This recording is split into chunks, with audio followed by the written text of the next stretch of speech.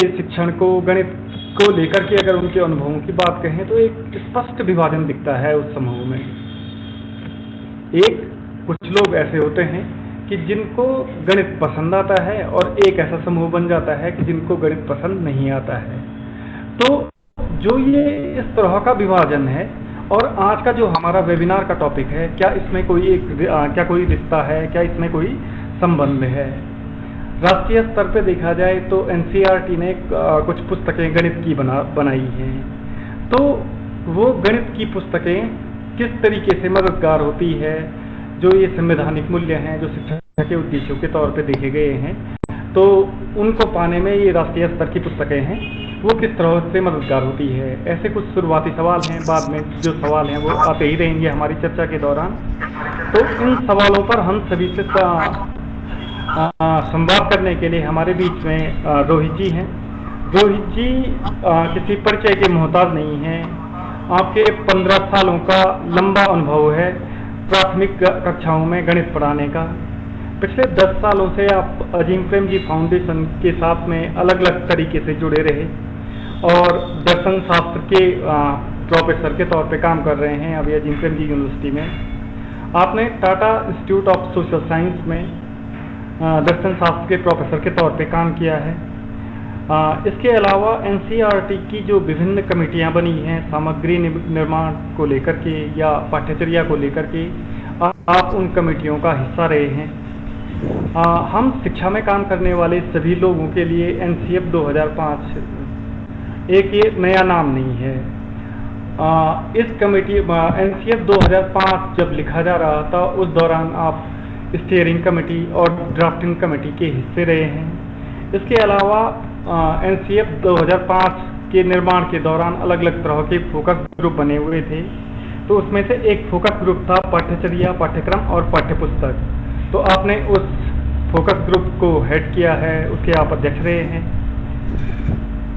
तो बातचीत से शुरू करने से पहले मेरा पूरा समूह को लेकर के उस पीपीटी में भी वो बात रखी थी कि जो पूरी बातचीत की जो रूपरेखा होगी वो इस तरह से होगी कि पहले 30-40 मिनट रोहित जी अपनी बात रखेंगे और उस दौरान या पहले भी आपके मन में इस विषय को लेकर के कुछ प्रश्न हो तो हमारे सामने हमारी फ़ोन स्क्रीन पर एक मैसेज का साइन है, तो उसको टाइप करके हम उस चैट बॉक्स में अपनी बात, अपना ऑब्जर्वेशन, अपना प्रश्न लिख सकते हैं। साथियों, निवेदन है सभी का कि इस पूरी चर्चा के दौरान अपने फ़ोन को म्यूट पे रखें और अपने वीडियो को ऑफ पे रखें। इससे ज़्यादा से ज़्यादा लोग इस चर्चा में शामिल हो पाएंगे। तो मेरी तरफ से तो इतना ही। अब आगे मैं मंच रोहित जी को सौंपता हूँ। रोहित जी, आगे की बातचीत के लिए।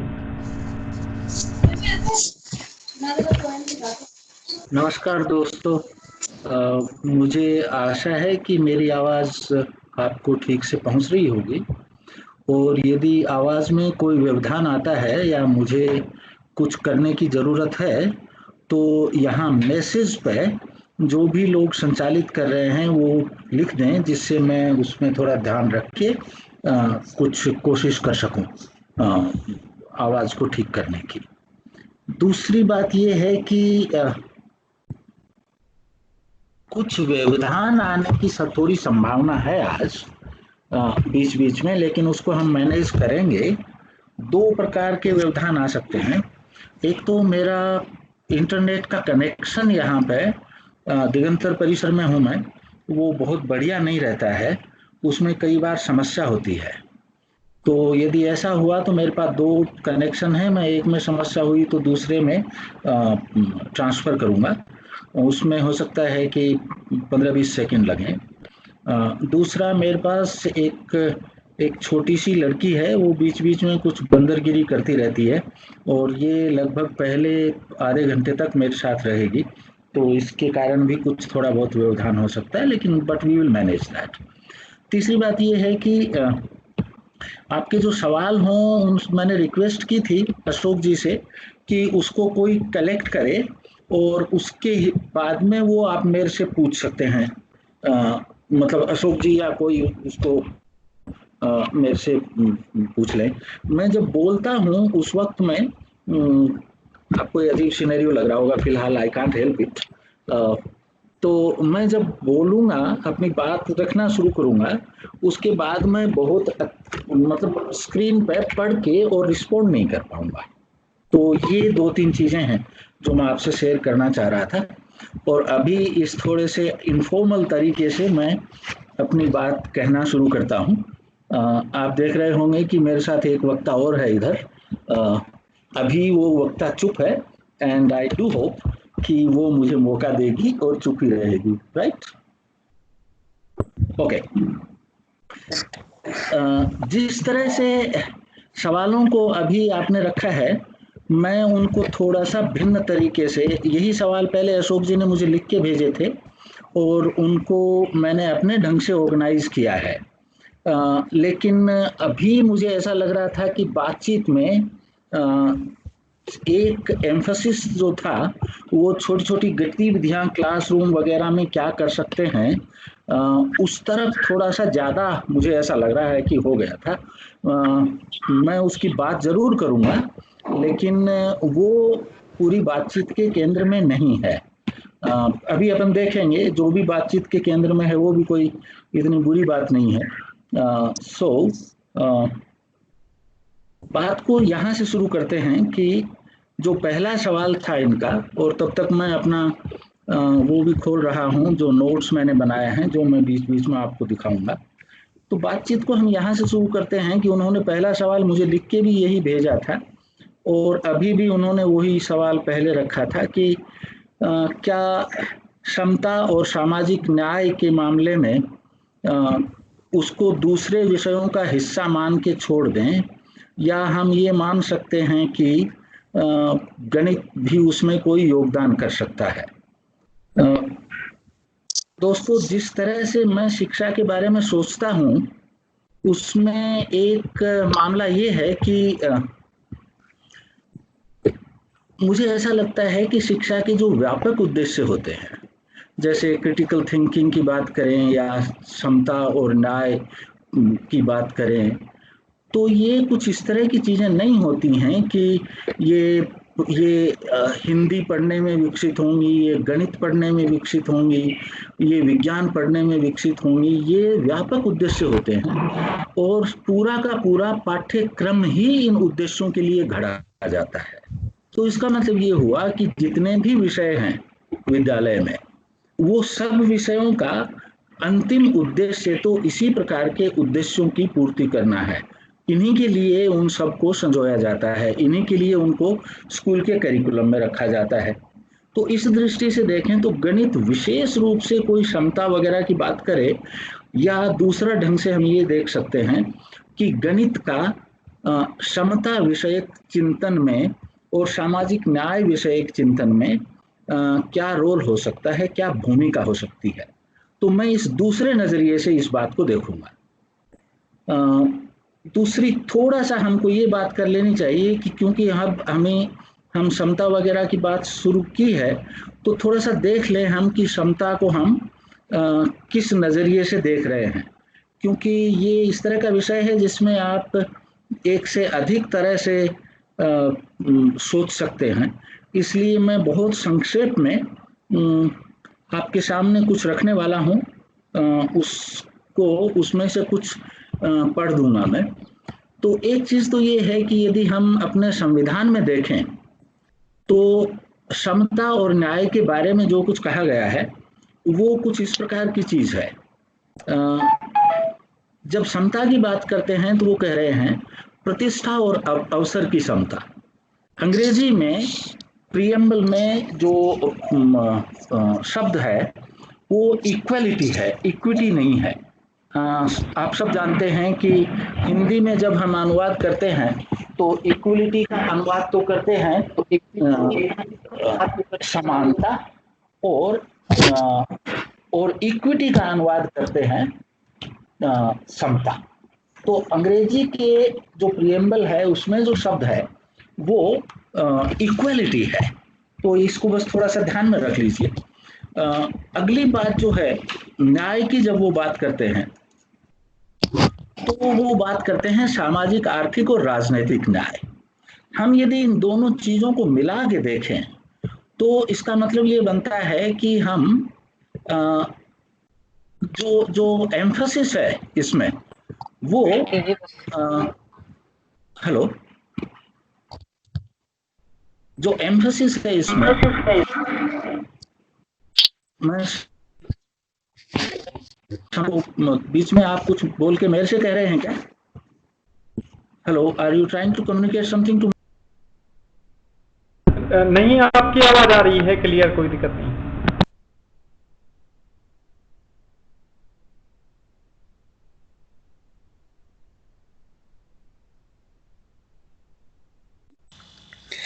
सर आप म्यूट है, अनम्यूट करके बोलिए। रोहित जी आप म्यूट हो गए। सॉरी सॉरी सॉरी, ये कैसे हुआ भाई? मैं कब से म्यूट हूं? हेलो, बस अभी ओके, तो अभी तो म्यूट नहीं है ना, मैं ध्यान रखूंगा अभी इसका जो जो निशान है उसमें। ओके, सो मैं बात ये कह रहा था कि यदि इन दोनों को मिला के देखें तो हम प्रतिष्ठा और अवसर की समानता और सामाजिक, आर्थिक और राजनीतिक न्याय की बात कर रहे थे।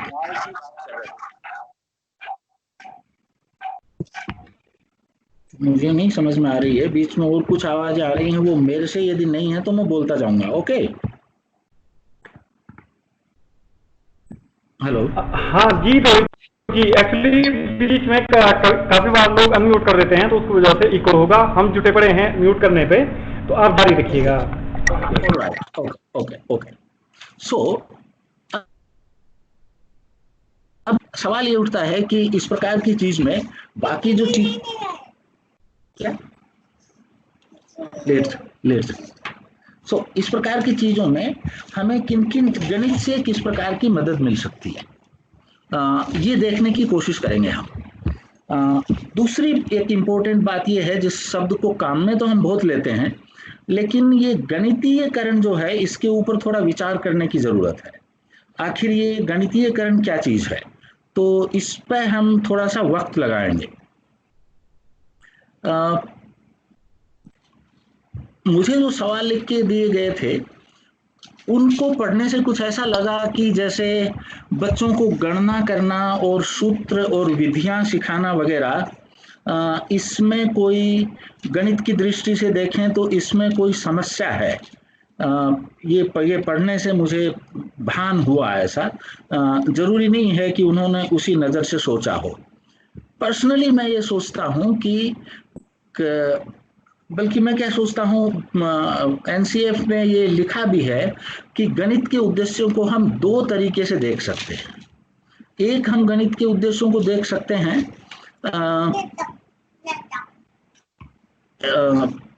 उसके जिसको एनसीएफ वगैरह में मूल उद्देश्य कहा गया है, और उसको गणितीयकरण की बात कर रहे हैं वहां पे वो। लेकिन दूसरा उद्देश्य जिसको वो थोड़ा निम्न स्तर का उद्देश्य मानते हैं, वो जिन रोजमर्रा की जिंदगी में गणित को काम में लेना और विभिन्न प्रकार के एम्प्लॉयमेंट वगैरह के संदर्भ में गणित का उपयोग, ये भी गणित का उद्देश्य है। इसलिए पहले तो अपन थोड़ा सा ये समझ लें कि गणना, सूत्र, विधियां सिखाना, ये सब गणित में इम्पोर्टेंट है और इसका महत्व है।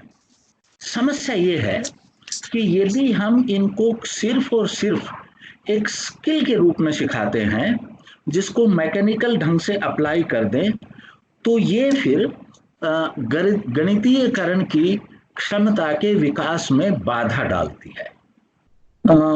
एक गणित पढ़ाने वाले व्यक्ति का ये विचार है कि इन चीज़ों को दो तरह से सीखा जा सकता है, और वो अंग्रेजी में जो शब्द काम में लेते हैं वो कहते हैं, एक को वो कहते हैं मैकेनिकल और दूसरों को कहते हैं ऑटोमेटिक।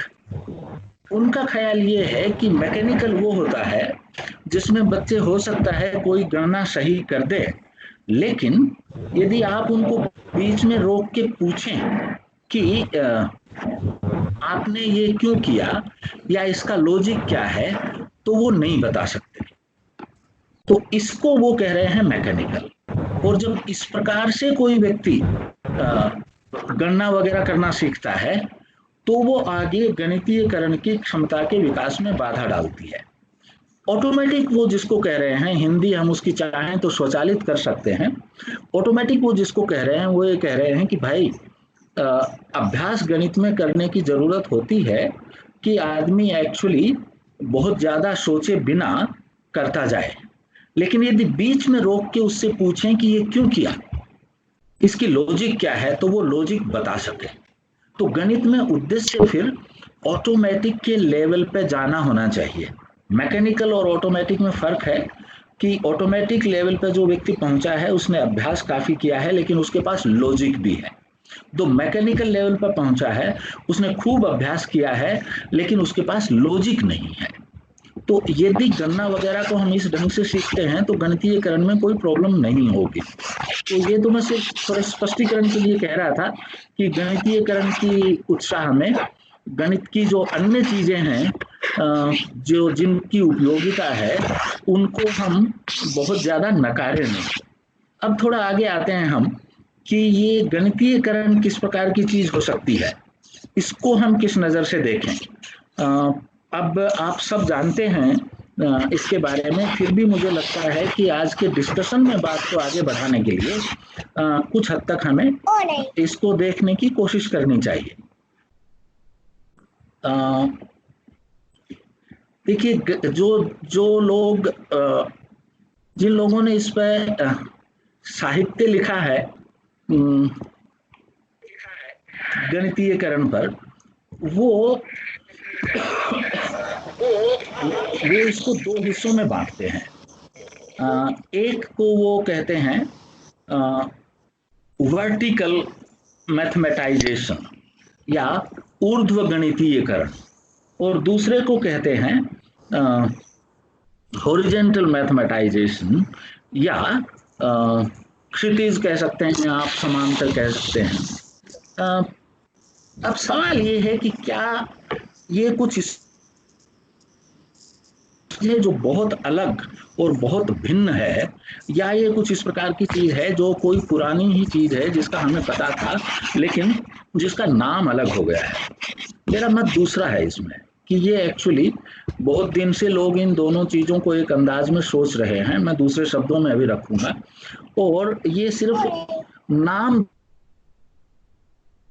दूसरा, उसके अलावा बहुत ज्यादा फर्क इसमें नहीं है। इसको हम देखते हैं कैसे, थोड़ा सा इन दोनों चीजों को अपन देखें कि वो किस तरह से मैथमेटाइजेशन को इस तरह से ले रहे हैं।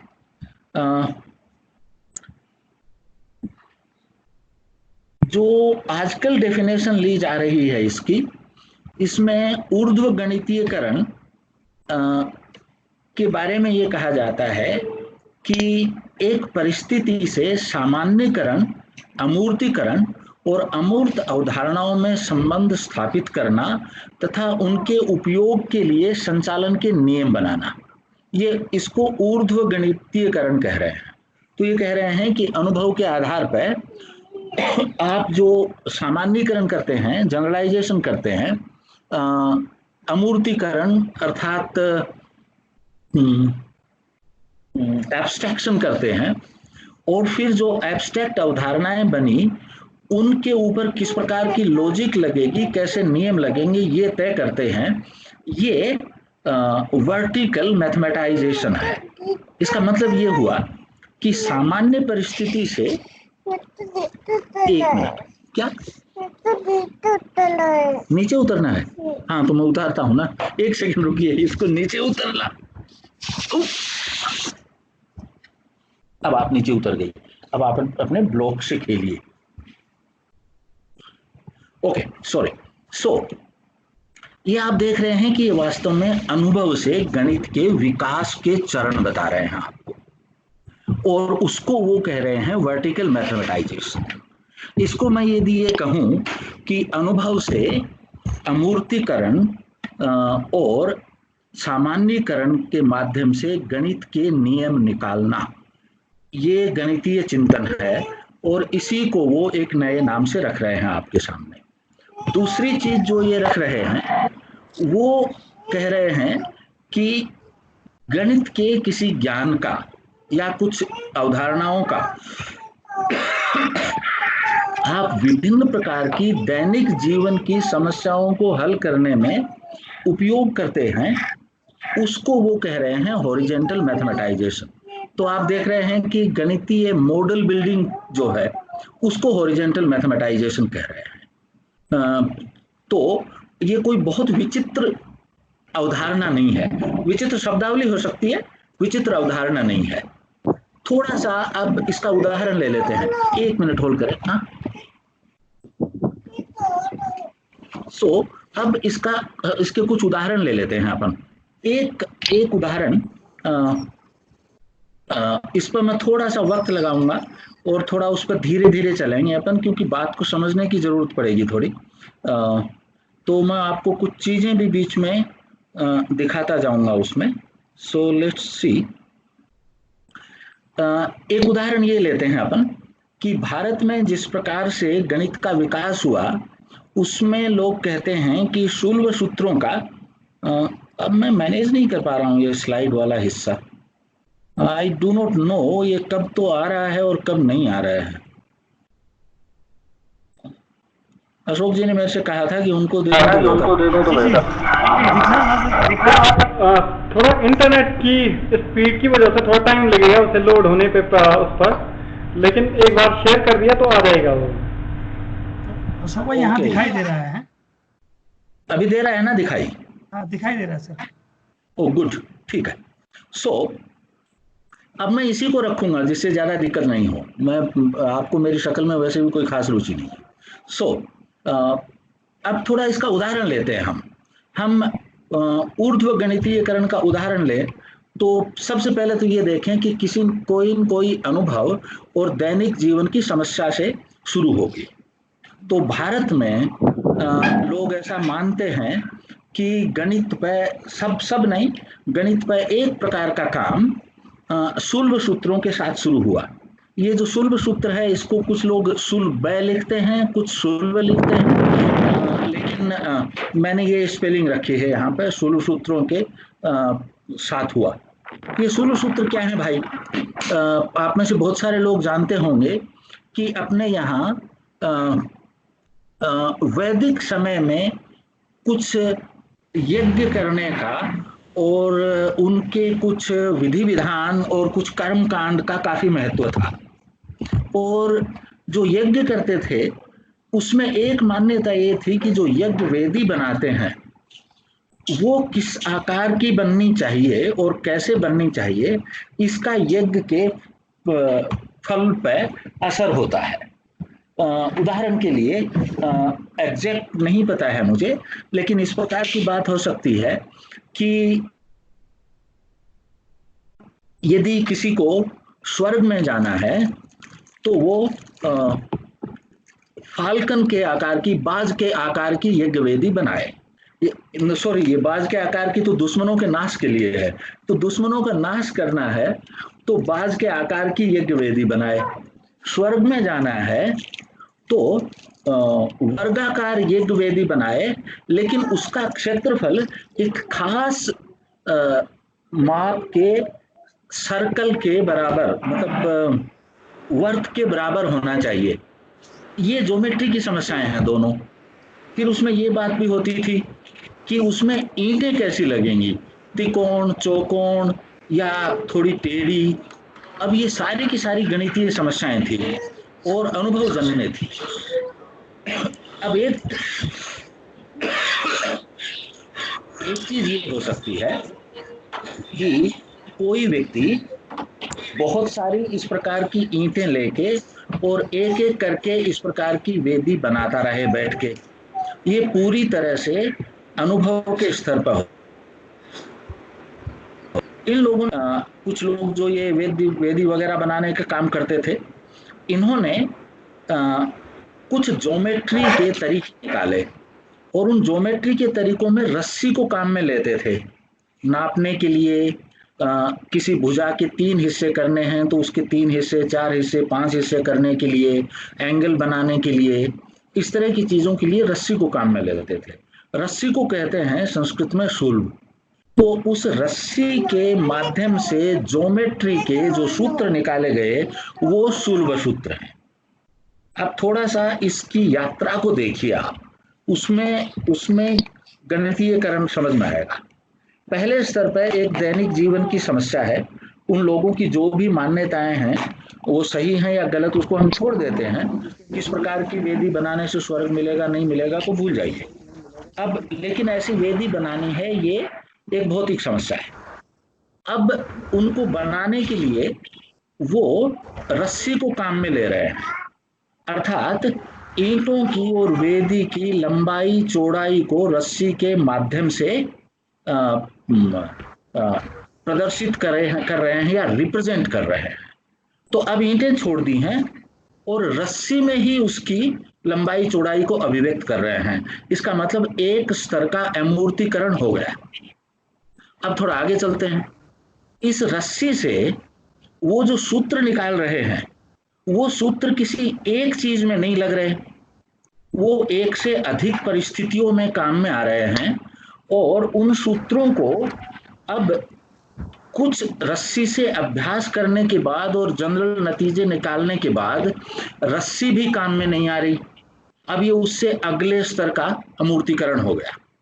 अब आप विभिन्न प्रकार की ज्योमेट्री की आकृतियों की भुजाओं की लंबाई में आपसी संबंधों को अमूर्त रूप से गणितीय सूत्रों के माध्यम से रख रहे हैं।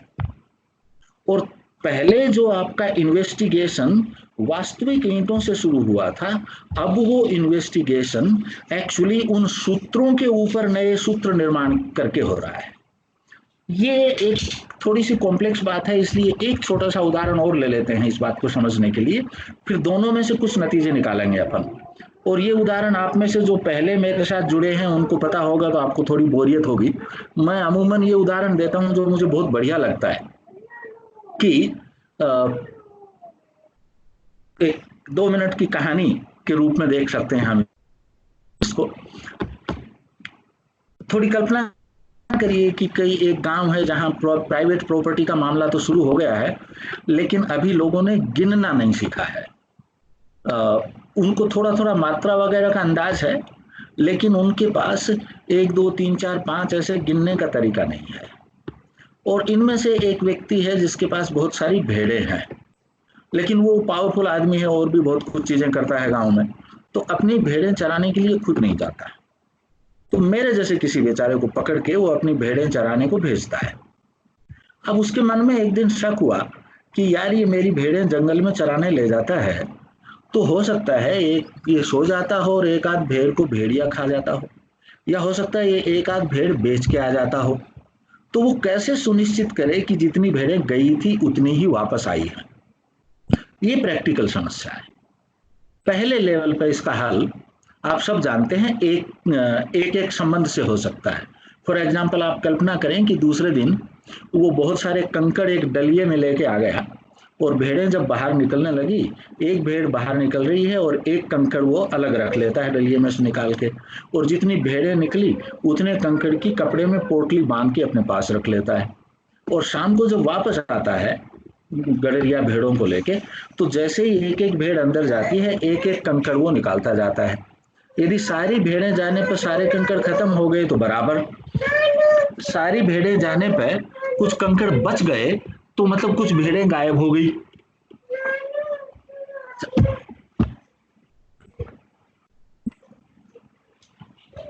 क्या हुआ बे? एक सेकंड, क्या हुआ बेटा?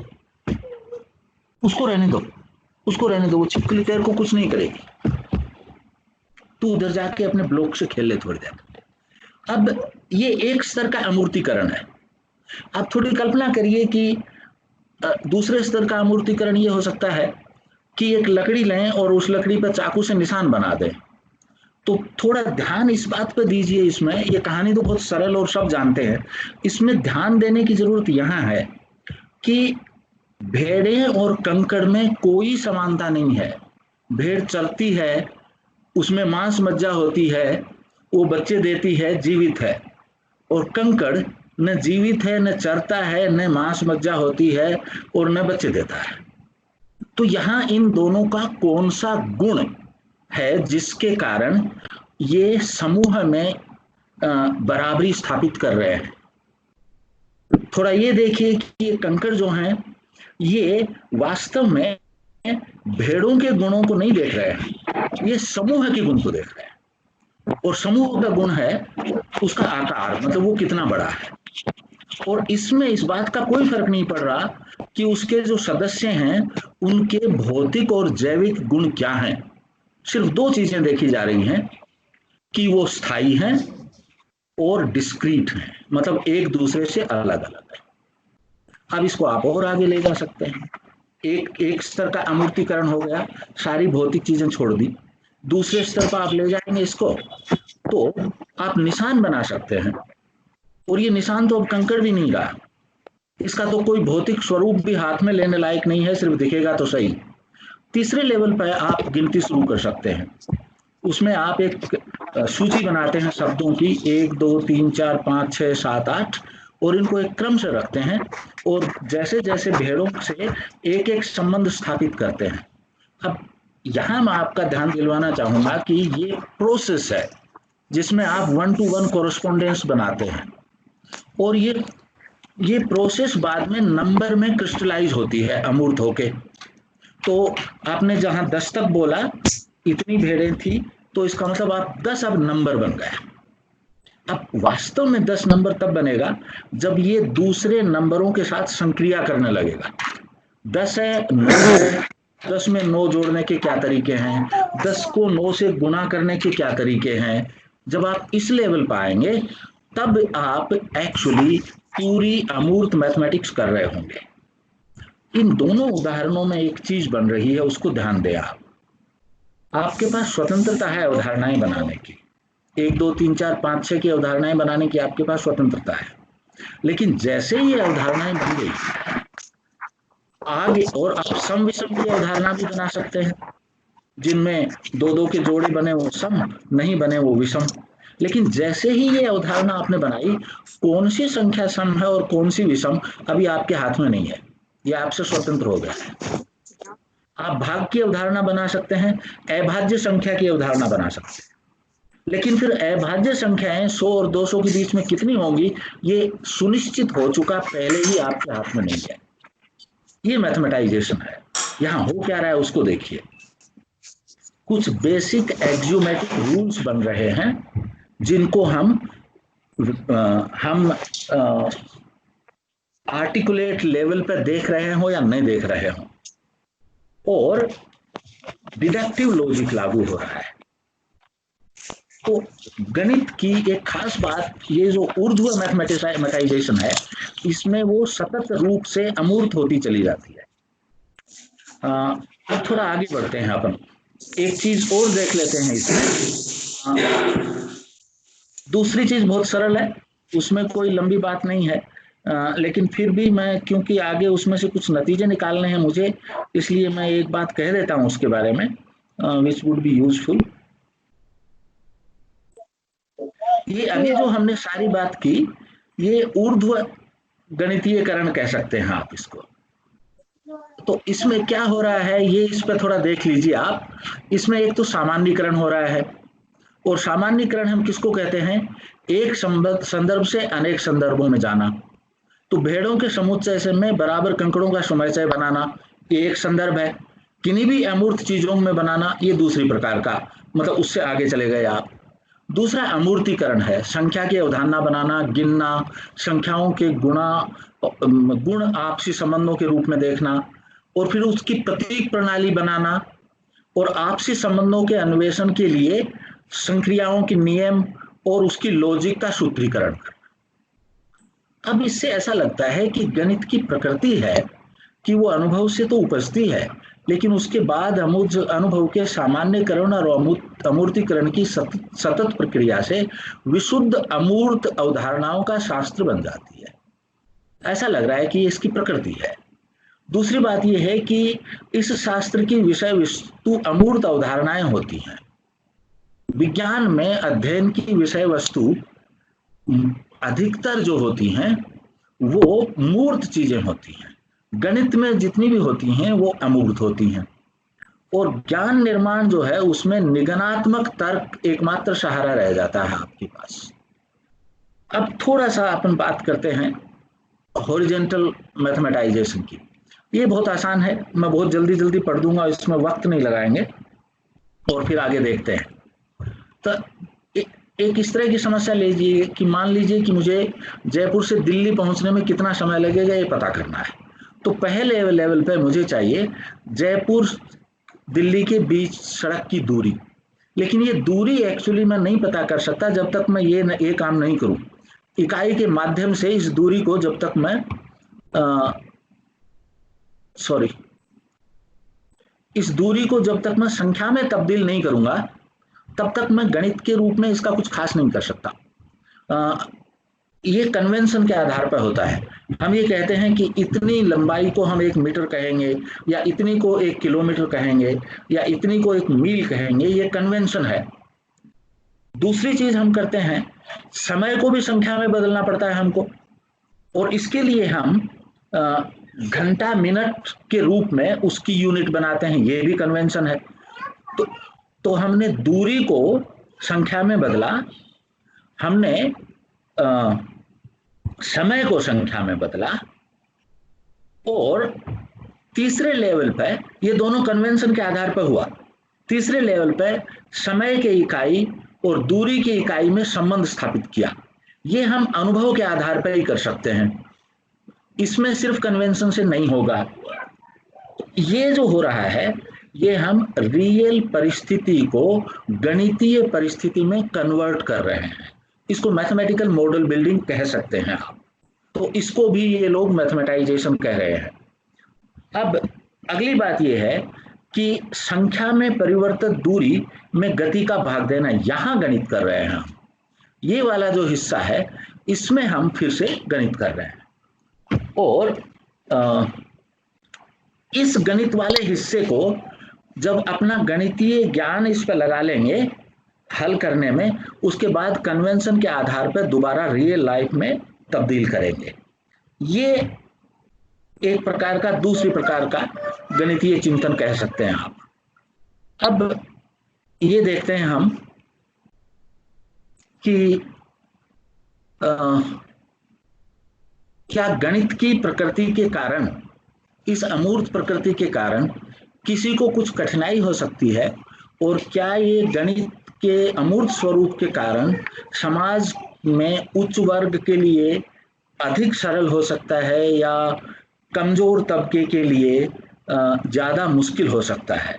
ये बात मैं इसलिए उठा के ला रहा हूँ, और इस पर मैं 1-2 मिनट लगाना चाहूंगा कि ऐसा बहुत लेखन है, खासकर अमेरिका में और भारत में भी इस प्रकार की बात बहुत की जाती है कि जब आप डिडक्टिव लॉजिक की बात करते हैं या अमूर्तीकरण की बात करते हैं कि समाज के जो डिप्राइव्ड तबके हैं उनके लिए कठिनाई पैदा होती है, और ये इसकी प्रकृति ही ऐसी है जो समाज के कुछ तबकों के विरुद्ध है।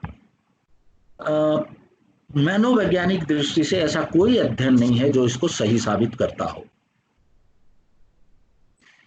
ज्ञान की दृष्टि से भी ऐसा कोई अध्ययन नहीं है जो इसको सही साबित करता हो। लेकिन इस तरह की बात बहुत की जाती है, और ये समाज में धारणाएं हैं। जैसे लड़कियों की गणित में रुचि नहीं होती, ये एक्चुअली लड़कियों के दिमाग पर टिप्पणी नहीं, समाज के दिमाग पर टिप्पणी अधिक है। तो मैं पहली बात तो जोर दे के ये कहना चाहूंगा कि यदि गणित पर इस प्रकार का दोष डाला जाता है कि उसका जो वर्तमान अमूर्त स्वरूप बन गया है ये समाज के कुछ तबकों के विरुद्ध जाता है, तो ये सही नहीं है। ये एक तरह से, इससे मुझे उस प्रकार उसकी चीज की याद आती है। बाय द वे, 6ठी 7वीं 8वीं में आपको भी याद होगा वाद विवाद प्रतियोगिताएं होती थी, और जिसमें इस प्रकार की बातें की जाती थी कि विज्ञान वरदान है कि अभिशाप। ये बड़ा बचकाना सवाल है। विज्ञान ज्ञान है जो न वरदान है न अभिशाप है। ये सवाल तो सुई के बारे में भी पूछ सकता हूं मैं, सुई वरदान है या अभिशाप। उससे मैं अपना फटा हुआ कपड़ा भी सील सकता हूं और किसी सोते आदमी की आंख भी फोड़ सकता हूं। ये सवाल मैं चाकू के बारे में भी पूछ सकता हूं, उससे सब्जी भी काट सकता हूं, किसी का गला भी काट सकता हूं। ये सवाल मैं आग के बारे में भी पूछ सकता हूँ, उससे मैं खाना भी पका सकता हूँ और किसी का घर भी जला सकता हूँ। तो वस्तुएं और ज्ञान और दक्षताएं, ये न वरदान होती हैं न अभिशाप होती हैं। ये सिंपली वो वस्तुएं या ज्ञान या दक्षताएं होती हैं, इसको वरदान या अभिशाप इनका उपयोग करने वाला व्यक्ति बनाता है। इसी प्रकार से गणित अपने आप में न किसी के साथ भेदभाव करती है, गणित की प्रकृति में ऐसा कुछ नहीं है। जो लोग गणित पढ़ाते हैं वो ऐसा करते हैं। अब मान लीजिए कि मैं गणित का शिक्षक हूं और मैं बार बार मेरी क्लास की सारी लड़कियों से कहता हूं कि हमारे राजस्थान में लड़कियों को कई बार छोरियां कहते हैं कि छोरियों को गणित कहाँ आती है, और मैं रोज दिन में ये डायलॉग 4 बार मारता हूं। तो सवाल गणित का नहीं है, सवाल गणित के अध्यापक के नाते मेरी सामाजिक मान्यताओं का है। तो पहली बात तो मैं ये जोर दे के कहना चाहूंगा कि मुद्दा, क्या आप मुझे रुकने को कह रहे हैं क्या? तो पहली बात तो मैं ये जोर दे के कहना चाहूंगा कि मुद्दा एक्चुअली गणित का नहीं है, गणित पढ़ाने वालों का है। अब गणित फिर सामाजिक समानता वगैरह में मदद क्या कर सकती है, इसके लिए एक दो चीजें और कहता हूं मैं। अच्छा, टाइम ज्यादा हो रहा है क्या? आप किस लिए हाथ खड़ा कर रहे थे आप?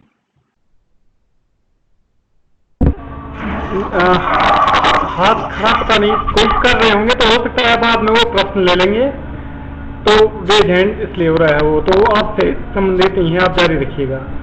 मैं सोच रहा था कि मैं एक दो चीजें और कह दूं, उसके बाद प्रश्न ले लें, क्योंकि मैंने काम की बात कही। जी जी जी जी जी, लेकिन ये इंडिकेशन मिल जाता है कौन कौन प्रश्न करना चाह रहे हैं, तो आप जारी रखिएगा वो। ओके ओके ओके, सो मुझे वो आपके लिए है। Good good good good, I got it. चलिए, सो अब मैं आपको थोड़ा सा एक दूसरी चीज की तरफ ले जा रहा हूं, और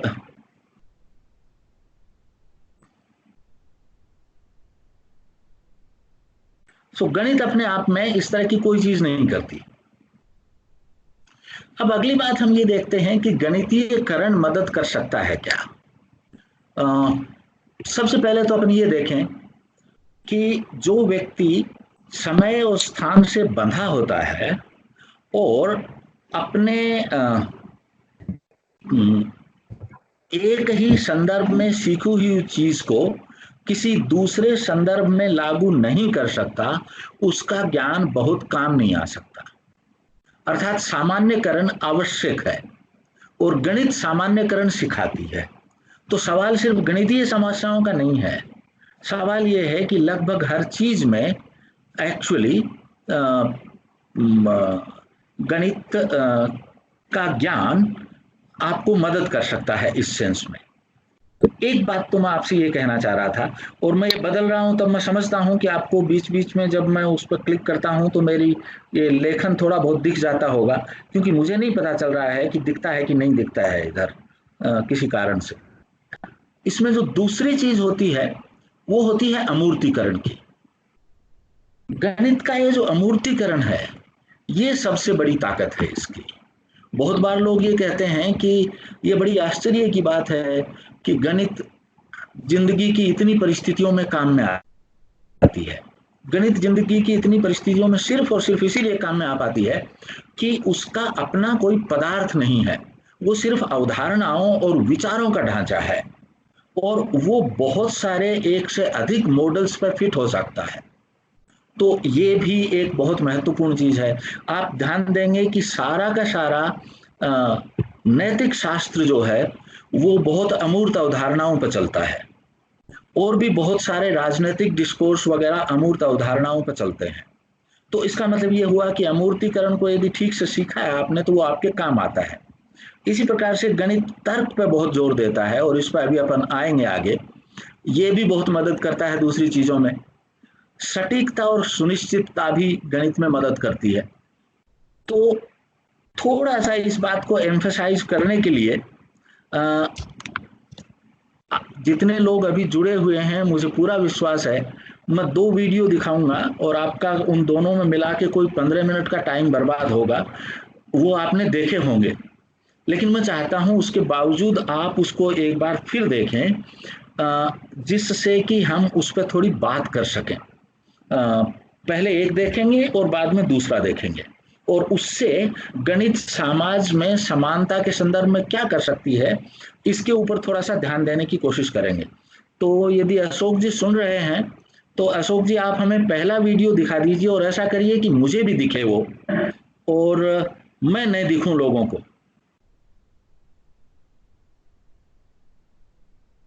ऐसा कर रहे हैं क्या?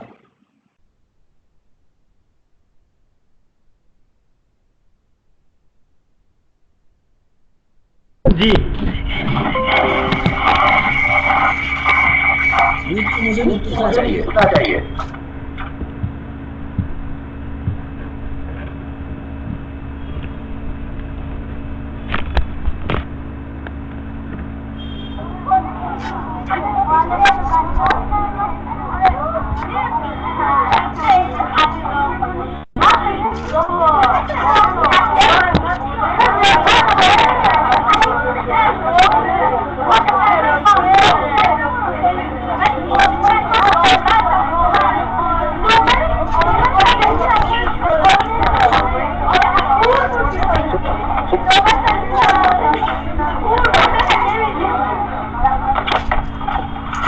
क्या हुआ भाई?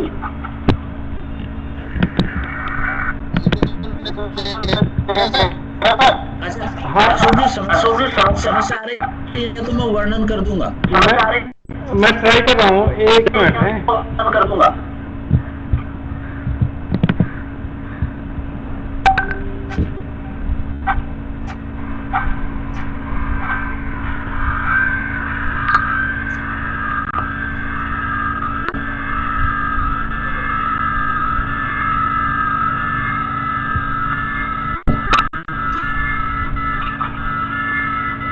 आपने इसको देखा होगा, फिर भी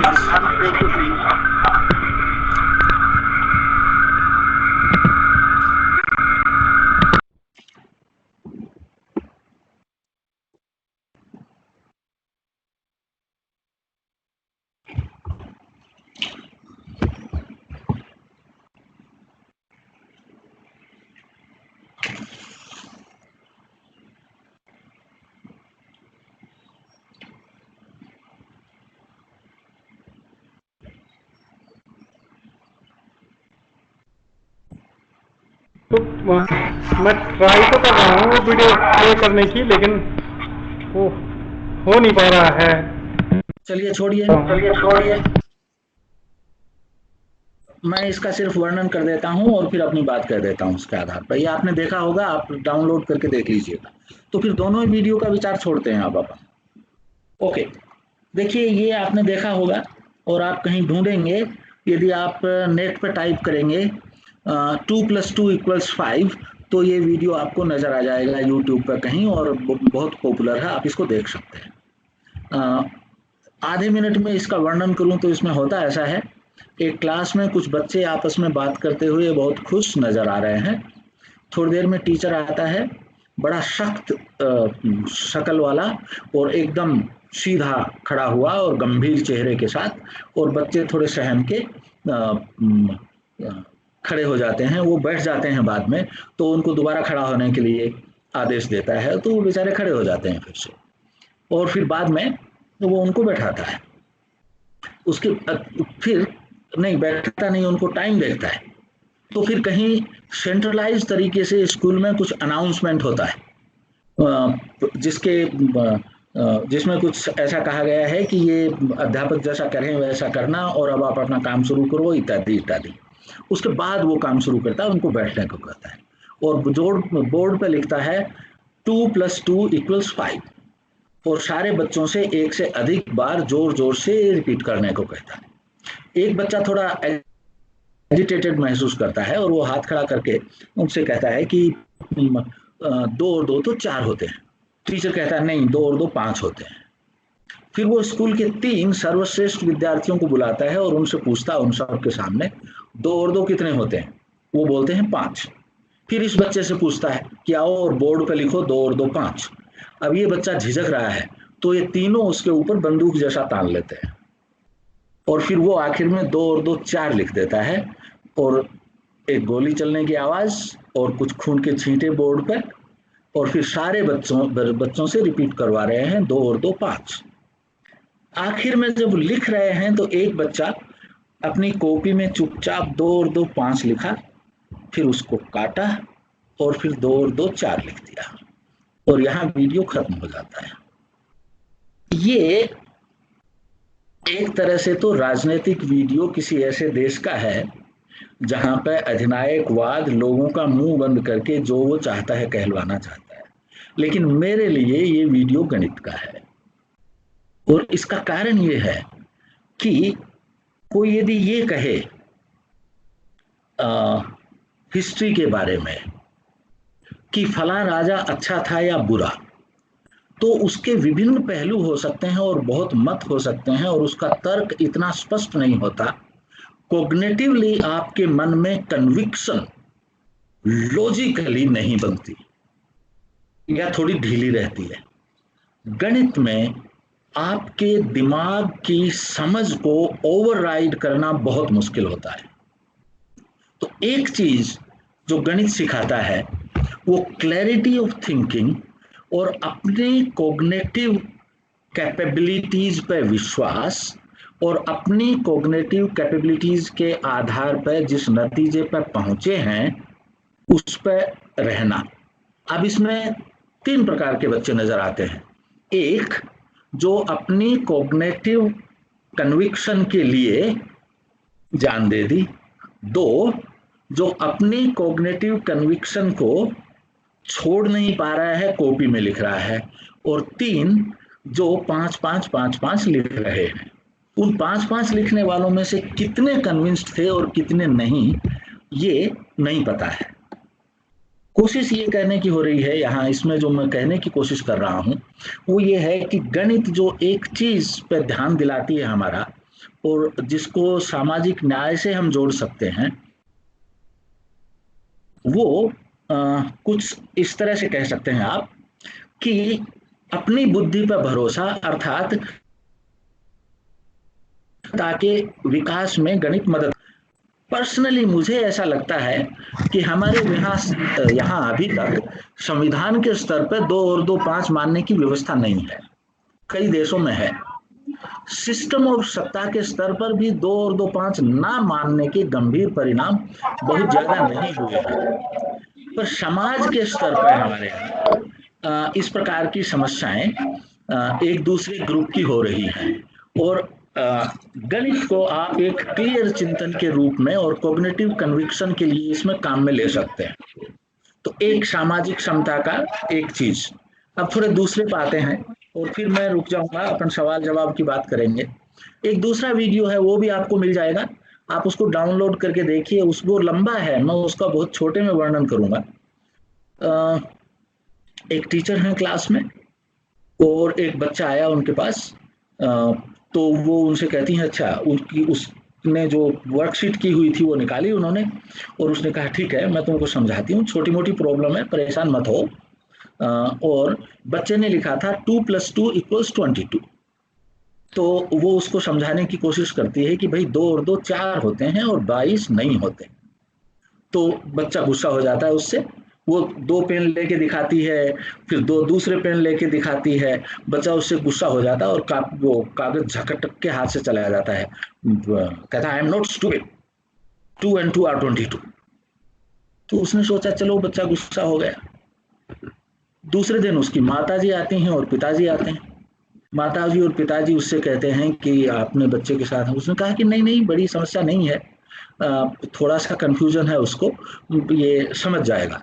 तो फादर सेज कि तुम मेरे बच्चे को स्टूपिड कह रही हो? वो कहती है नहीं भाई मैं स्टूपिड नहीं कह रही, उसको थोड़ा समझने में दिक्कत है। वो 2 और 2 को 22 कहता है। तो माँ पूछती है कि तो कितने होते हैं? उसका 4 होती है। तो डू यू नो मोर? और वो उसको एक झापड़ और लगाती है टीचर को और फिर वहां से चली जाती है। थोड़ी देर बाद में हेडमास्टर साहब पधारते हैं और वो उससे कह रहे हैं कि तुम बच्चे के कॉन्फिडेंस को मार रही हो और तुम उसको बुद्धू कह रही हो। वो यदि 2 और 2 22 समझता है तो 2 और 2 22 होते हैं। तो कहती है नहीं, ये गणित, इसमें 2 और 2 4 ही होते हैं, 22 नहीं हो सकते। तो फिर वो उसको बहुत सारे सोशल इक्वलिटी के उदाहरण देता है और किस समाज में किस तरह की चीजें मानी जाती हैं। खैर वो चला जाता है। तो अब ये बात मीडिया में उछल गई कि एक ऐसी टीचर है जो बच्चे के सवाल को गलत बताती है और 2 22 मानने को तैयार नहीं होती और अपने ही ज्ञान में मशगूल है और समझती है मैं ही सबसे ज्यादा जानती हूँ। तो उसके विरुद्ध बाउंडर खड़ा हो गए। फाइनली स्कूल को उसको निकालना पड़ा। और जब उसको कहा कि ठीक है हम आपको निकाल रहे हैं, और उसको बुलाया उन्होंने और मीडिया वगैरह को सबको बुला रखा था और एक चेक बनाया। उनका आपको 2 महीने की एडवांस सैलरी दे रहे हैं, $2000 महीने की मिलते हैं, 4000 आपको एडवांस सैलरी में दे रहे हैं और आपकी नौकरी बर्खास्त। उसने कहा नो, 4000 नहीं 22,000 दीजिए, क्योंकि 2 और 2 तो 22 होते हैं, 2000 और 2000 22,000। तो आप मुझे 4000 मत दीजिए, 22,000 दीजिए। ये अच्छा वीडियो है, इसको देखिए। ये कहने की कोशिश क्या हो रही है यहाँ पर, एक विवेक का या रीजन का एक प्रिंसिपल है, और वो प्रिंसिपल ये है कि जो नियम आप एक परिस्थिति में लगाते हैं, दूसरी समान परिस्थिति में भी आपको वही नियम लगाना पड़ेगा। आप ऐसा नहीं कर सकते कि एक परिस्थिति में एक नियम लगाएं और दूसरी परिस्थिति में दूसरा नियम लगाएं। मुझे ऐसा लगता है कि ये समानता का बहुत बड़ा सिद्धांत है और गणित इसको बहुत क्लियरली आपके सामने रखती है। इसमें ध्यान देने की बात यह है कि सवाल ये नहीं है कि हेडमास्टर कहता है तो सही है, या बच्चा कहता है तो सही है, या सोशल साइंटिस्ट कहता है तो सही है, या एक्टिविस्ट कहता है तो सही है। सवाल मात्र ये है कि लॉजिक कहती है तो सही है, और वो लॉजिक समान परिस्थितियों में समान ढंग से लगेगी। ऐसा नहीं कर सकते आप। मुझे ऐसा लगता है कि ये एक दूसरा प्रिंसिपल है जो यदि गणित को करीने से किया जाए तो आप इसको बहुत अच्छी तरह से रख सकते हैं। अब क्योंकि मैंने पहले वाले पे एक पॉलिटिकल कमेंट किया था, तो इस पर भी मैं एक पॉलिटिकल कमेंट कर देता हूं। मुझे ऐसा लग रहा है कि ये जो सिद्धांत है, गणित सिखाती है कि विवेक और तर्क समान परिस्थितियों में समान रहते हैं, अर्थात व्यक्ति की सामाजिक स्थिति नहीं, तर्क ज्ञान का निर्धारण करती है, और जो सिद्धांत स्थान ए पर लगता है समान स्थिति में वही स्थान बी पर भी लागू होगा। पर्सनली मुझे ऐसा लगता है कि हमारे यहाँ इस वक्त हम इस गणित की इस सीख को एकदम भूल गए हैं। अब अगली बात यह है कि एक छोटी सी टिप्पणी भर है। एनसीएफ के साथ जो पेपर है उसमें यह है कि बच्चे की के चिंतन का गणितीयकरण करना, मुझे ऐसा लगता है उन्होंने थोड़ा सा कुछ और समझते हुए लिख दिया। ये बड़ा खतरनाक काम है।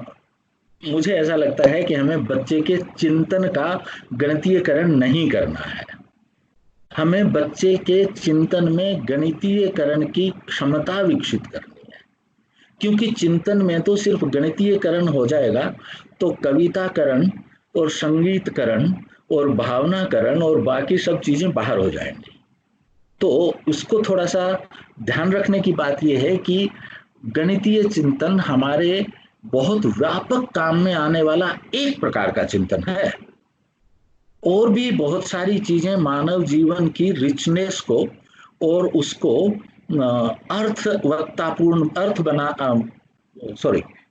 महत्वपूर्ण बनाने में उपयोगी होती हैं। तो शायद असली मुद्दा गणितीय चिंतन के गणितीयकरण का नहीं है, गणितीयकरण की क्षमता को सीखने का है। आखिरी बात, और फिर उसके बाद, हाँ ये बहुत लंबा सवाल है, वो फिर से मेरी स्लाइड गई, सॉरी।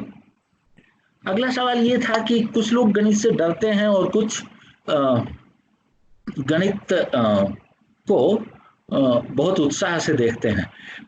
आई एम सॉरी, मेरा ये तो एक इम्पोर्टेंट मुद्दा था मेरे आज की बातचीत में। और मुझे ऐसा लगता है कि यही एकमात्र चीज है जो मैं आपसे कुछ ऐसी कहूंगा जो शायद थोड़ी हटके हो, बाकी तो आम बात है। तो इस पर थोड़ा सा दो वक्त, तो थोड़ा सा 2 मिनट लेते हैं।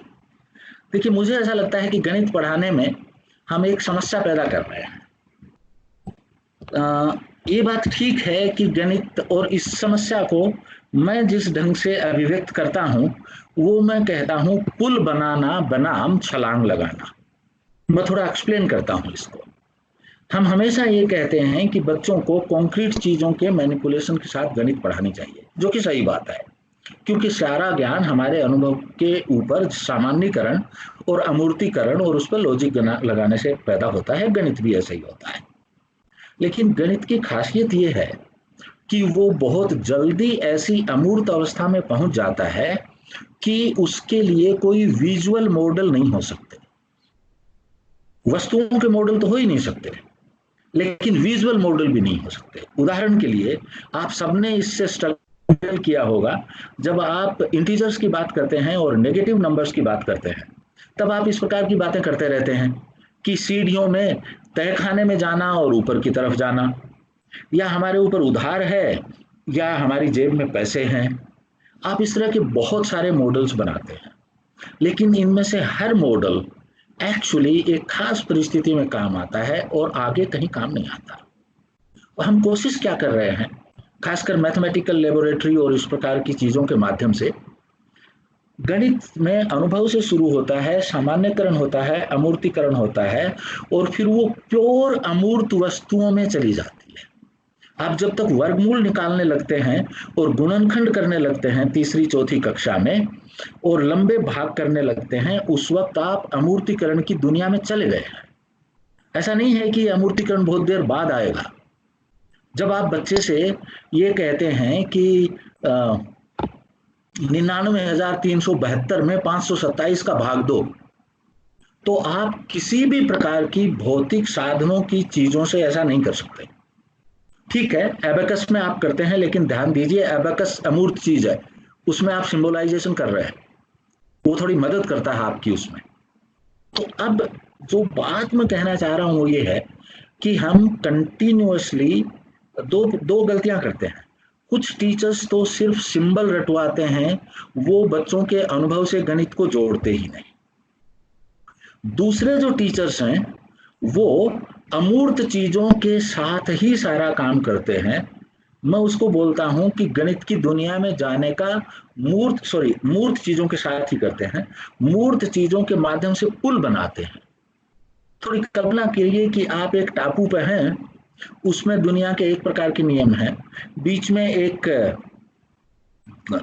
थोड़ा पानी का है, और उसके बाद में दूसरा टापू है, और उस टापू की दुनिया के नियम एकदम अलग हैं।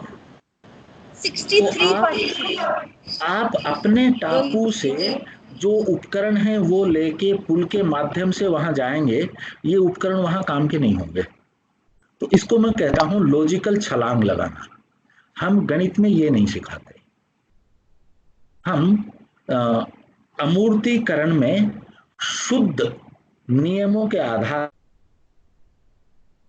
और शुद्ध कंसेप्ट्स के उनको संचालित करना नहीं सिखाते। तो दो प्रकार की गलतियां करते हैं, एक पॉजिटिव दिशा में, एक नेगेटिव दिशा में। नेगेटिव दिशा में यह है कि जब संख्या सिखाना शुरू करते हैं तब ही उसको बच्चे के मूर्त अनुभव से नहीं जोड़ते, तो उसका अर्थ ही नहीं बनता। दूसरे जो पॉजिटिव लोग होते हैं वो वहां पे उसको मूर्त चीजों से जोड़ते हैं, लेकिन बाद में कंटिन्यूअसली जब बच्चे में अमूर्तीकरण की क्षमता आ जाती है तब भी उन्हीं तरीकों को काम में लेते रहते हैं और उनको लॉजिकल छलांग लगाने की कोशिश नहीं करते, सुविधाएं नहीं देते, अभ्यास नहीं करवाते। अब मैं इसको एक वाक्य में कहूं तो गणित में अमूर्त चीज को शुद्ध नियमों के आधार पर मैनिपुलेट करना एक बहुत महत्वपूर्ण क्षमता है, और यदि इसका अभ्यास नहीं करवाया गया तो गणित में कुछ न कुछ डर लगेगा। इसके बाद हम मोटे तौर पर ये कह सकते हैं कि हमें शायद 5वीं 6वीं तक आते आते कुछ छलांग लगाने वाली बात करनी चाहिए। आखिरी बात यह है कि आखिरी बहुत सारी चीजें हैं, मेरे पास इतना वक्त नहीं है, इसलिए मैं सिर्फ एक बात कहूंगा अभी कि गणित में भाषा और डिस्कशन का बहुत ज्यादा महत्व है और उसको हम काम में नहीं लेते हैं। पाठ्य पुस्तकों में जिस प्रकार की चीजें हैं उसको हम दो हिस्सों में मिला के देख सकते हैं। फिर से मैं यही कहूंगा कि ज्यादा ध्यान हम पाठ्य पुस्तकों में इस तरह की चीजों पर देते हैं कि जितने लड़के हैं उतनी ही लड़कियां हैं, क्या लड़कियां एक प्रकार के रूटीन काम जो लड़कियां करते हैं वही करते दिखा रहे हैं, क्या सब सामाजिक तबकों का बराबर का वो रिप्रेजेंटेशन है। ये इंपॉर्टेंट बातें हैं, लेकिन पाठ्य पुस्तक की मुख्य बात मुझे ये नहीं लगती।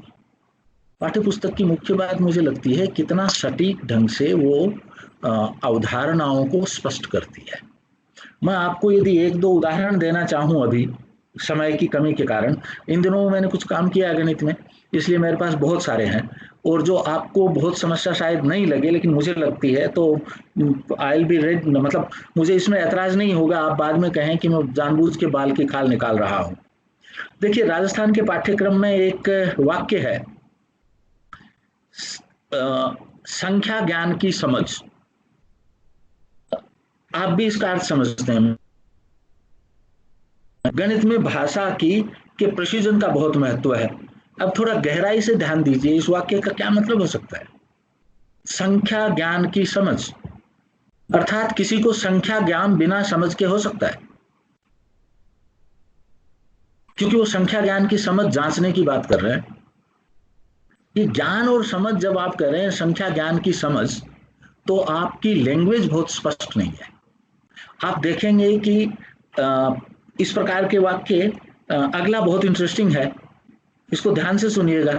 20 तक की संख्याओं को मूर्त रूप से चित्रों और प्रतीकों द्वारा गिनते हैं। 20 तक की संख्याओं को, फिर से पढ़ रहा हूं, मूर्त रूप से कोमा चित्रों और प्रतीकों द्वारा गिनते हैं। भाई साहब, आप संख्याएं गिनते हैं क्या, या वस्तुएं गिनते हैं और उस समुच्चय में उनकी संख्या बताते हैं? ये थोड़ी कल्पना करिए कि इस प्रकार की शिक्षक और पुस्तकों में इस प्रकार की भाषाई चीजें दर्जनों में हों। मैंने कुछ दिन पहले एक शिक्षक का वीडियो देखा था, जिसमें वो कहते हैं कि क्या है, प्राकृतिक संख्याएं वो होती हैं जिनको हम हाथ से छू सकते हैं। आप में से कितने लोगों ने प्राकृतिक संख्याओं में हाथ में लेके उछाल के खेला है? मुझे ऐसा लगता है कि संख्याओं के बारे में, गणित की चीजों के बारे में हमारे मन में जो अवधारणाएं हैं उनमें बहुत अस्पष्टता है, और हम बच्चों में उस अस्पष्टता को यूं का यूं रखते हैं। प्राकृतिक संख्याओं में ऐसा कुछ नहीं है। एक आप में से, मेरा दावा है, किसी ने भी एक को हाथ में नहीं लिया है। एक लट्टू लिया होगा, एक गाजर ली होगी, एक आम लिया होगा, एक छुरा लिया होगा, एक बंदूक ली होगी, लेकिन एक को आपने किसी ने नहीं छुआ है। अच्छा, फिर हाथ में ही नहीं लेते हैं, एक चांटा भी पड़ सकता है, तो अमूर्त हो गया ये। आप भूत भी गिन सकते हैं, जिसको ना हाथ में ले सकते हैं ना दिखता है। आप भगवान भी गिन सकते हैं। तो एक, और ये सारा का सारी प्राकृतिक संख्याएं हैं। तो ये कहना कि प्राकृतिक संख्याएं वो हैं जिनको हम हाथ से छू सकते हैं, ये बहुत बड़ा घपला है। और इस तरह के घपले हम कंटिन्यूअसली करते हैं। हम जब बड़े होते हैं तो हमको आदत हो जाती है, हमारी भाषा अलग हो जाती है, और धीरे धीरे करके हमारी अवधारणाएं थोड़ी स्पष्ट होती चली जाती हैं। बच्चों के लिए इस प्रकार का कंफ्यूजन बहुत सीरियस समस्या पैदा करता है। मेरा पर्सनल मानना यह है कि बहुत बड़ी समस्याएं बच्चों के लिए गणित की भाषा नहीं है लोगों के पास, किताबों के पास, जिसमें बातचीत कर सके। और जो थोड़ी देर पहले मैंने जिक्र किया था, मैकेनिकल और ऑटोमेटिक, मैकेनिकल की हिंदी क्या की थी मैंने, यांत्रिक और स्वचालित, उसका फर्क आप नहीं पता कर सकते जब तक बच्चे से सवाल न पूछें और बच्चे को अपनी तर्क को भाषा में अभिव्यक्त करने का अभ्यास न करवाएं। तो एक बड़ी समस्या संवाद की कमी और भाषा की गरीबी है गणित में। अभी मैं रुक जाता हूँ, मुझे नहीं पता मेरी बात कितनी स्पष्ट थी या कितनी अटपटी थी, और मैं जितना सोच रहा था उससे बहुत ज्यादा वक्त मैंने लिया है। I am really sorry for that. लेकिन अभी हम बात कर सकते हैं, यदि कुछ सवाल वगैरह हैं तो। पढ़ के मेरे से अभी भी बात नहीं हो पाएगी तो कोई सवाल बोल के बता देंगे तो इस पर मैं ठीक से बात करता हूँ। तो मेरे साथी हैं विजय भाई। रोहित जी बहुत बहुत शुक्रिया आपने। जी मैं संजय बोल रहा हूँ। तो रोहित जी पिछले 50 मिनट में आपने जिस तरह से गणित शिक्षा के जो बुनियादी सिद्धांत, जिसमें गणितीकरण से लेकर अमूर्तीकरण, सटीकता, तर्क, इंडक्टिव डिडक्टिव रीजनिंग, और इन सारे विचारों को जो आपने रेखांकित किया, और जो केवल एक शब्द नहीं है, अपने आप में विचार लिए हुए हैं, और वो किस तरह से गणितीय शिक्षा से गुथे हुए हैं, इस पर आपने बहुत विस्तार से चर्चा करी है। रोहित जी जब हम आपको सुन रहे थे तो उस दरमियान जो है कुछ साथियों के कुछ सवाल और टिप्पणियां और जिज्ञासाएं चैट बॉक्स पे आई थी। तो हमने कोशिश करी है रोहित जी उनको एक दो कैटेगरी में रखने की।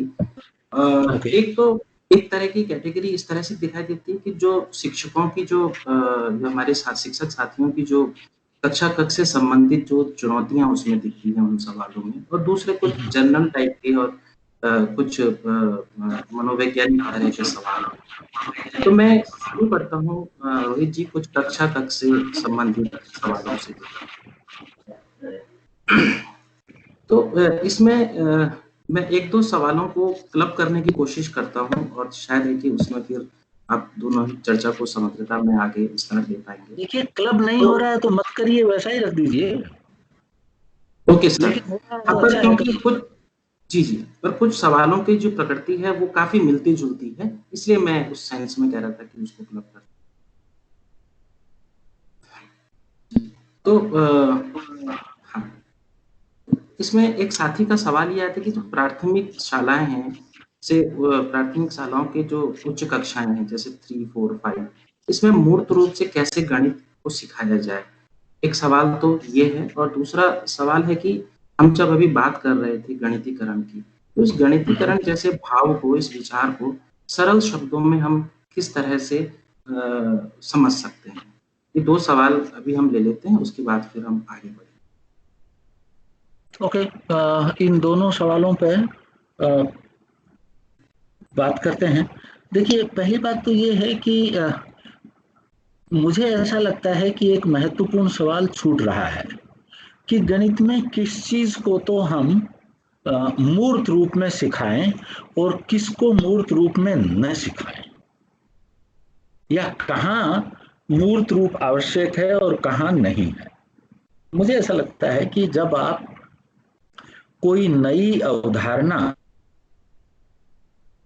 इंट्रोड्यूस कर रहे तो, और वो यदि अवधारणाएं इस प्रकार की हैं जिनकी कोई मूर्त परिस्थितियां बनती हैं, तो वहां हम कोई न कोई उदाहरण या मूर्त चीजें ले सकते हैं।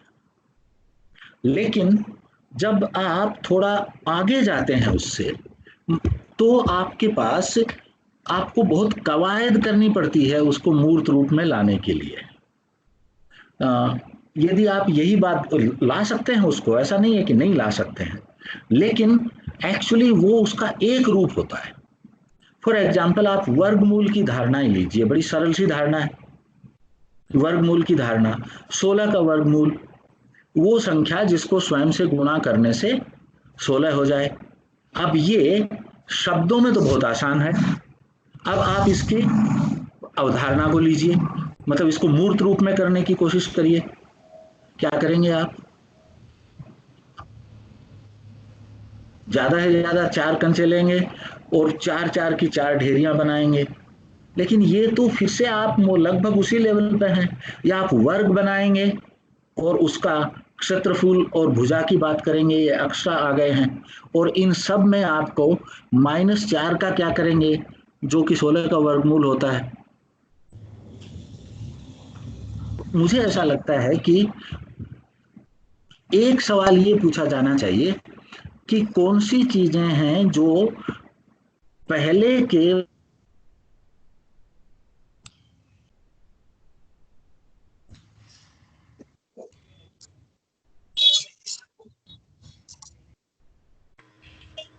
रोहित जी, आपकी आवाज हम तक नहीं पहुंच पा रही थी।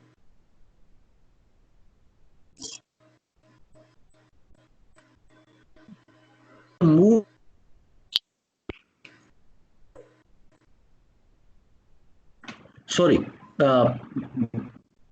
मेरा बीच में इंटरनेट शायद इंटरनेट गड़बड़ हो गया था बीच में। अभी आप मेरे को सुन पा रहे हैं? पिछले 30 सेकंड पीछे अगर थोड़ा सा हम जाएं तो नहीं, मैं रिपीट कर रहा हूं। तो मैं ये कह रहा था कि वो चीजें, उन चीजों को ही हमें मूर्त करने की जरूरत है या मूर्त ढंग से करने की जरूरत है जिनमें कुछ कंफ्यूजन है। बहुत सारी चीजें हैं जिनको अमूर्त ढंग से समझा जा सकता है।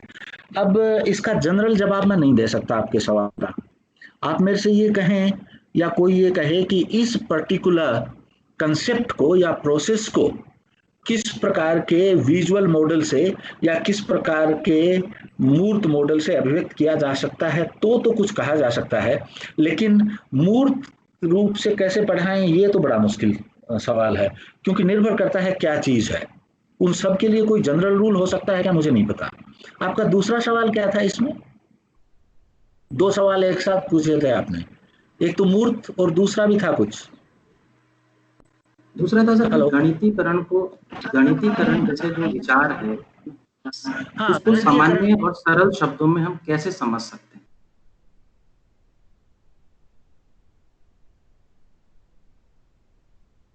ठीक ढंग से सोचें तो गणितीयकरण, गणितीय चिंतन को ही कह रहे हैं लोग, और उसको 2 हिस्सों में बांट के देख रहे हैं। ये देख रहे हैं कि गणित का शास्त्र किस प्रकार से अपने अंदर अवधारणाओं, एक्सियोम्स और लॉजिक के आधार पर विकसित होता है, उसको वो गणितीयकरण की क्षमता कह रहे हैं। और दूसरा, जो गणित सीखी है उसको रोजमर्रा की जिंदगी को गणितीय मॉडल बनाने में कैसे काम में ले सकते हैं। दोनों का मैंने एक एक उदाहरण दिया था आपको, आप और बहुत सारे उदाहरण ले सकते हैं। तो एक्चुअली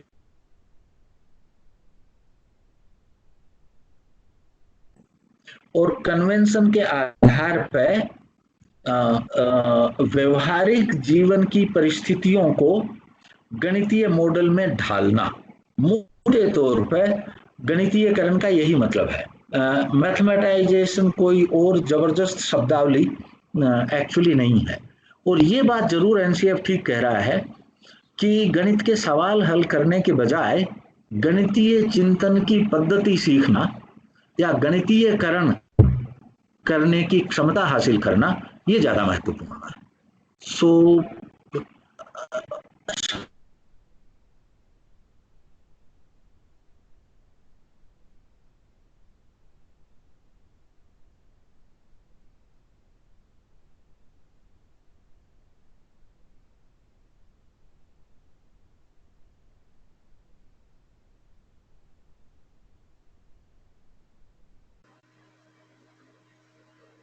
रोहित जी, आपकी आवाज शायद नहीं पहुंच पा रही है यहाँ तक।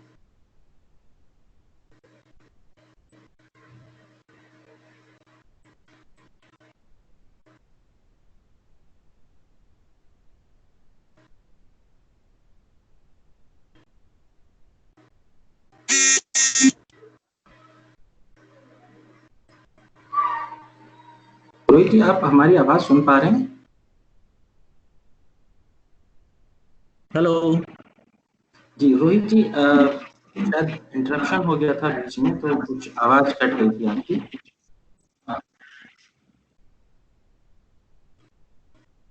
क्या आप मुझे सुन पा रहे हैं?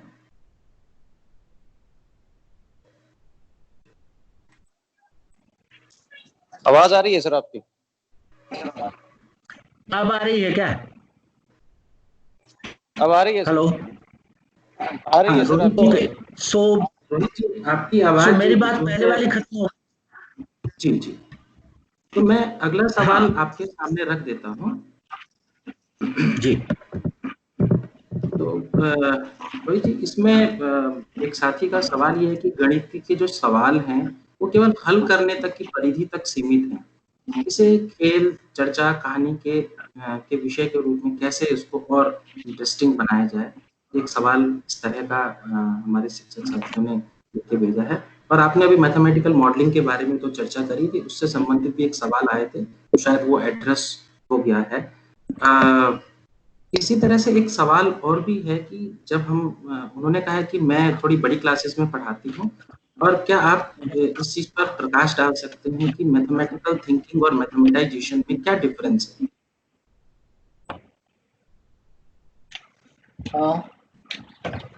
ओके, ये आई थिंक इंटरेस्टिंग सवाल है। पर्सनली मैंने जितना लिटरेचर मैथमेटाइजेशन पर पढ़ा है उसमें मुझे कोई कंसेप्चुअल डिफरेंस नजर नहीं आ रहा, क्योंकि दूसरी बात ये है कि ये मैथमेटाइजेशन और मैथमेटिक्स कैसे काम करती है, और इसमें generalization, abstraction and logical structures बनाना, ये बात गणित के फिलोसोफर सदा ही कहते थे। और ये जिसको वर्टिकल मैथमेटाइजेशन कहते हैं वो एक्चुअली इसी चीज को कह रहे हैं। तो पर्सनली मुझे कोई कंसेप्चुअल डिफरेंस दोनों में नजर नहीं आ रहा। लेकिन एक और बात है इसके साथ, पेडागोजिकली यदि इस कंसेप्ट को लें तो फिर एक काम की बात ये बनती है कि ये एक प्रकार का शॉर्ट हैंड लोगों का ध्यान आकर्षित करने के लिए हो सकता है कि आप बच्चों को एक खास अंदाज में इन चीजों के लिए प्रेरित करते हैं और उसके लिए कोई न कोई एक्सरसाइज करवाते हैं। तो इस संदर्भ में ये उपयोगी लग रहा है मुझे। दूसरा सवाल क्या था? ये तो आपने मैथमेटाइजेशन और मैथमेटिकल थिंकिंग की बात कर रहे थे आप। Mathematical thinking plus mathematics epistemology seems to be equal to mathematization to me. दूसरा इसके साथ आप यार एक बार में एक ही सवाल पूछो, मेरा दिमाग इन दिनों में थोड़ा छलनी जैसा हो गया है, तो दूसरा फिर से गायब हो गया लगता है। दूसरा क्या था? जी सर जी, तो मैं एक एक करके ही रखता हूँ सर सवाल वगैरह, स्टोरी वगैरह और सिर्फ सवाल हल करने चले जाते हैं। तो हाँ, वो उसी परिधि तक वो सीमित है सवाल को हल करने तक। तो कैसे जो है ये विषय जो है ना, चर्चा और खेल कहानी का विषय भी बन पाए।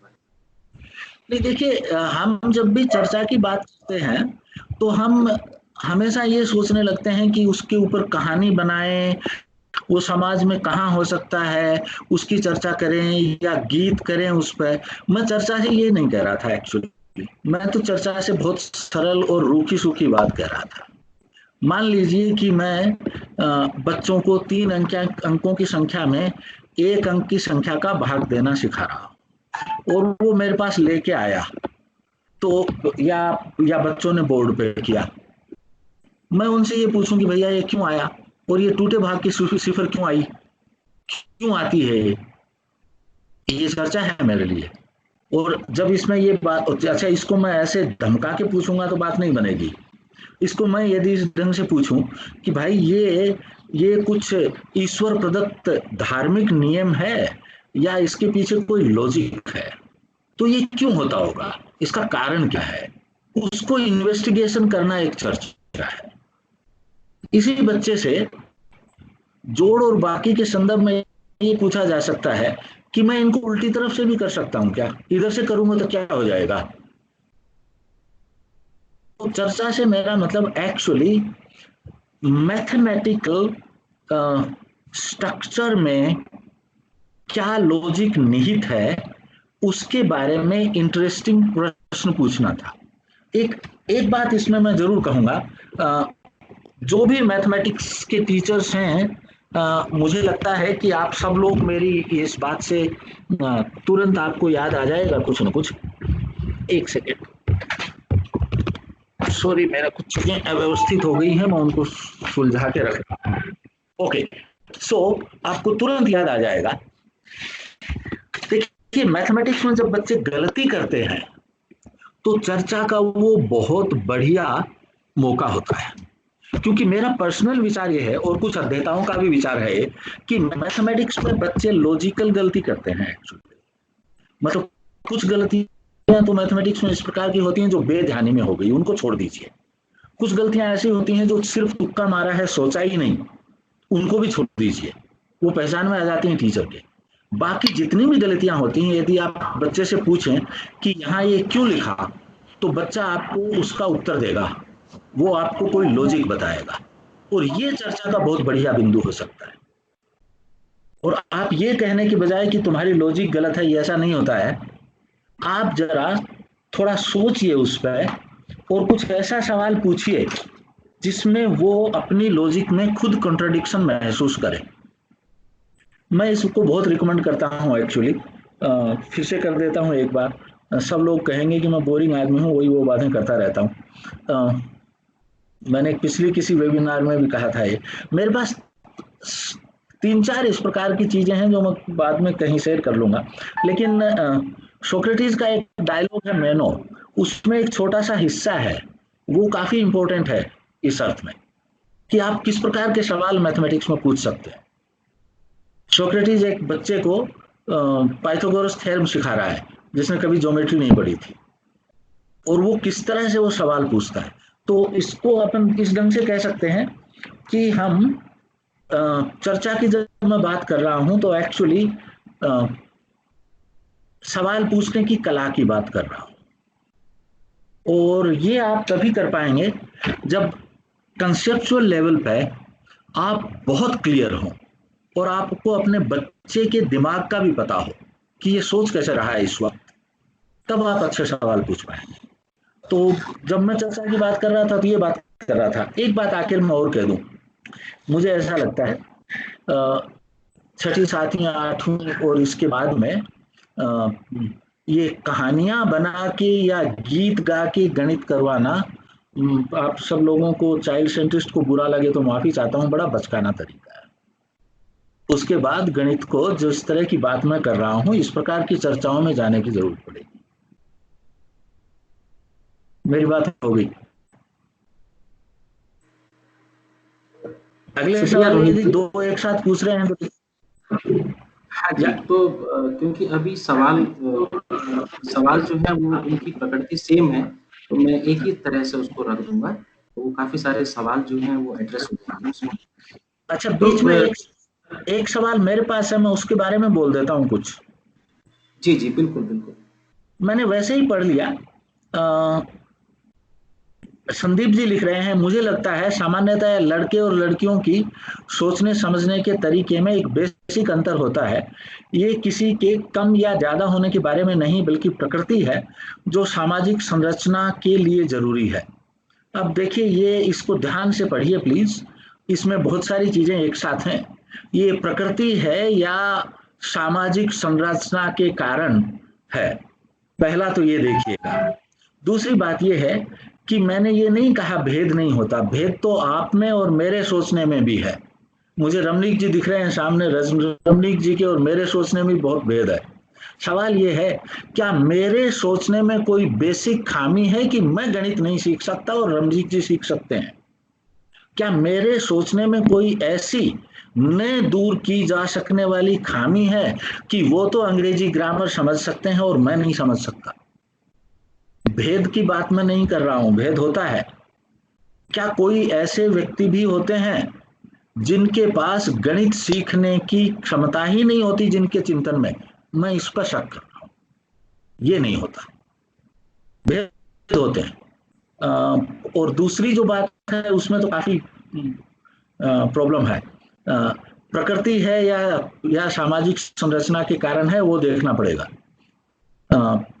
अच्छा, बाय द वे, मैं नहीं कह रहा हूं कि महिलाओं और पुरुषों के या लड़कों और लड़कियों के सोचने में फर्क नहीं होता।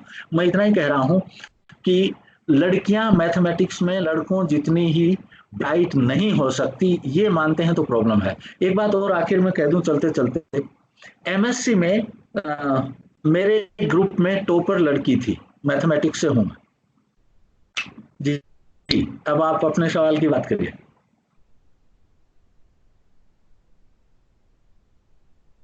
मेरी बात हो गई है, आप सवाल पूछ रहे थे। जी, हाँ जी, जी रोहित जी। तो एक सवाल मैं आगे बढ़ता हूँ सर।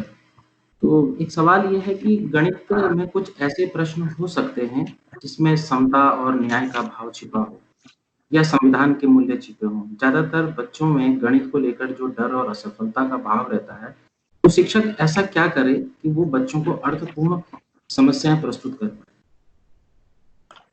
तो भैया 2-3 बातें एक साथ हो गई।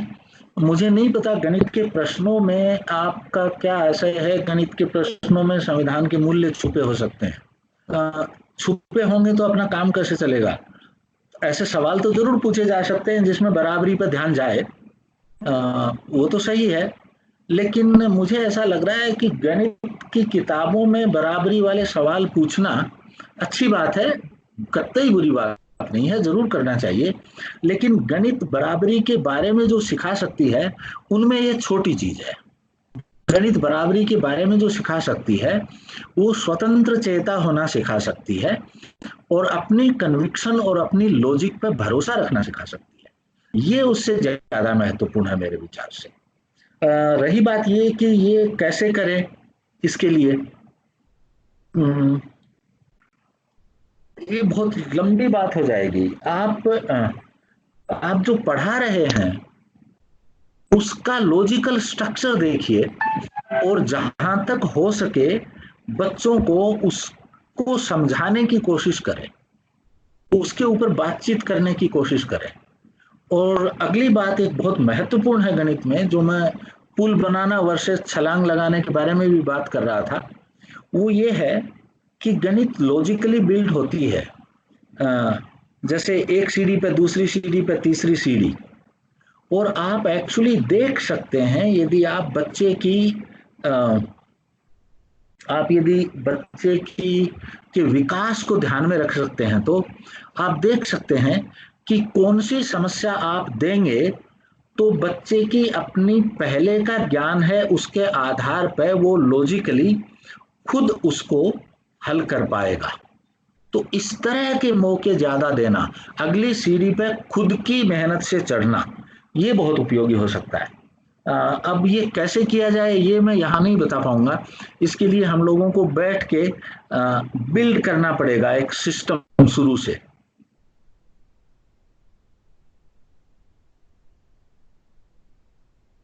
बस इसमें तो मेरे पास इतनी ही बात थी कहने को।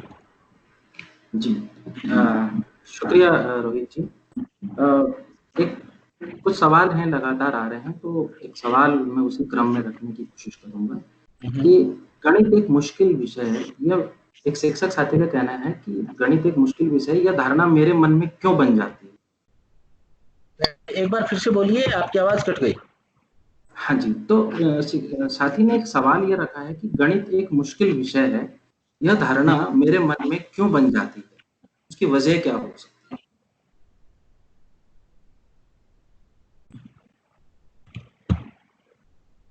बंधु, ये तो बड़ा मुश्किल सवाल है। आपके मन में कैसे बनी ये तो बड़ा मुश्किल है कहना।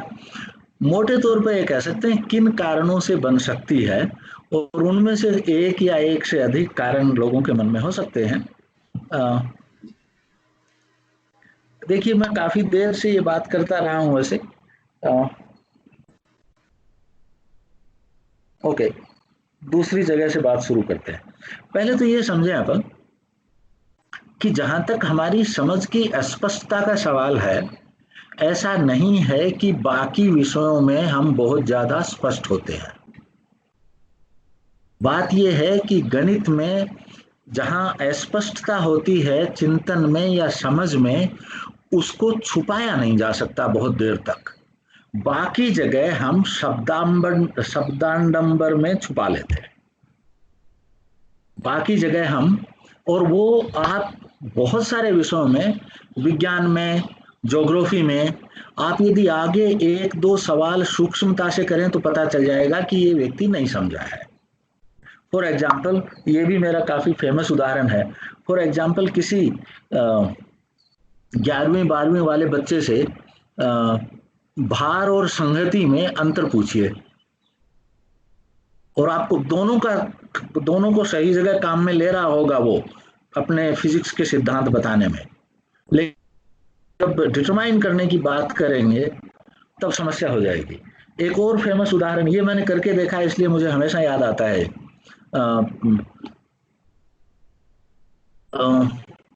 ओके, मैंने मिडिल क्लास के ज्योग्राफी टीचर्स के साथ किया था, तो मैं ये नहीं कह रहा हूं कि मिडिल क्लास के ज्योग्राफी टीचर्स की कोई समस्या है, लेकिन आप किसी से ये पूछ के देखिए कि ऋतुएं क्यों बदलती हैं, और इसके बारे में थोड़ी बातचीत करिए।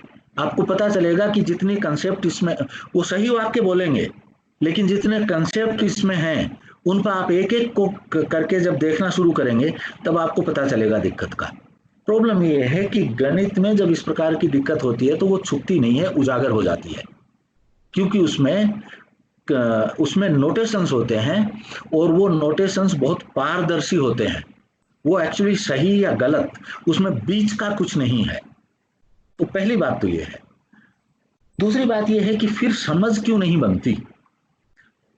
मुझे ऐसा लगता है कि एक बहुत बड़ा कारण ये है कि गणितीय अवधारणाएं बनने का जो तरीका होता है उसके बारे में हम जो कोशिश करते हैं, और गणित में अनुभव का जो रूप होता है उसके बारे में जो हमारी समझ है, उसमें कहीं प्रॉब्लम होती है। मैं एक उदाहरण देता हूं। एक सिद्धांत ये है कि गणित के जो कंसेप्ट हैं वो हायरार्की में बने हुए हैं। For example, 1-to-1 correspondence hierarchy में नंबर के कॉन्सेप्ट से नीचा है। एडिशन का कॉन्सेप्ट नंबर के कॉन्सेप्ट से ऊपर है। यदि नंबर नहीं है तो एडिशन नहीं हो सकता। मल्टीप्लिकेशन का कॉन्सेप्ट इससे एडिशन से हायरार्की में ऊपर है। आप कह सकते हैं कि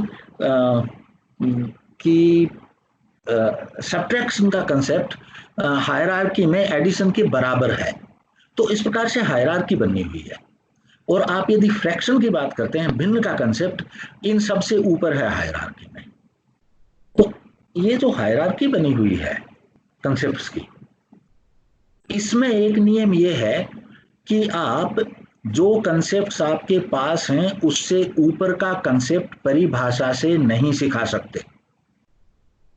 यदि ऊपर का कंसेप्ट आपके पास है तो उससे नीचे का कंसेप्ट आप परिभाषा से शायद सिखा सकें, शायद, लेकिन ऊपर का कंसेप्ट परिभाषा से नहीं सिखा सकते। तो भाई कैसे सिखाएंगे? तो फिर आपको उदाहरण देने पड़ेंगे, राइट? यदि मुझे पत्ते की अवधारणा बनानी है बच्चे के मन में, या जड़ की अवधारणा बनानी है, तो मैं बाहर जाऊंगा, पत्ते तोड़ लाऊंगा और बहुत सारे उदाहरण सामने रख दूंगा। लेकिन भाई मुझे वर्गमूल की अवधारणा बनानी है तो मैं क्या रखूंगा सामने? किस चीज का अनुभव दूं, किस चीज के उदाहरण दूं कि उसमें से वर्गमूल की अवधारणा निकले? आप ध्यान दीजिए कि ये उदाहरण अमूर्त और चिंतन के स्तर पर ही हो सकते हैं। तो जब आप बहुत सारे एक प्रकार के उदाहरण चिंतन के स्तर पर देते हैं तो अनुभव एक दूसरे स्तर का होता है। थोड़ा इस बात को याद रखिएगा, मैं लौट के आऊंगा इस पर, अनुभव के बारे में एक टिप्पणी करूंगा। हम अमूमन ये समझते हैं कि अनुभव इंद्रिय संप्रेषण होता है। अनुभव इंद्रिय संप्रेषण नहीं होता है। थोड़ी देर के लिए कल्पना करिए कि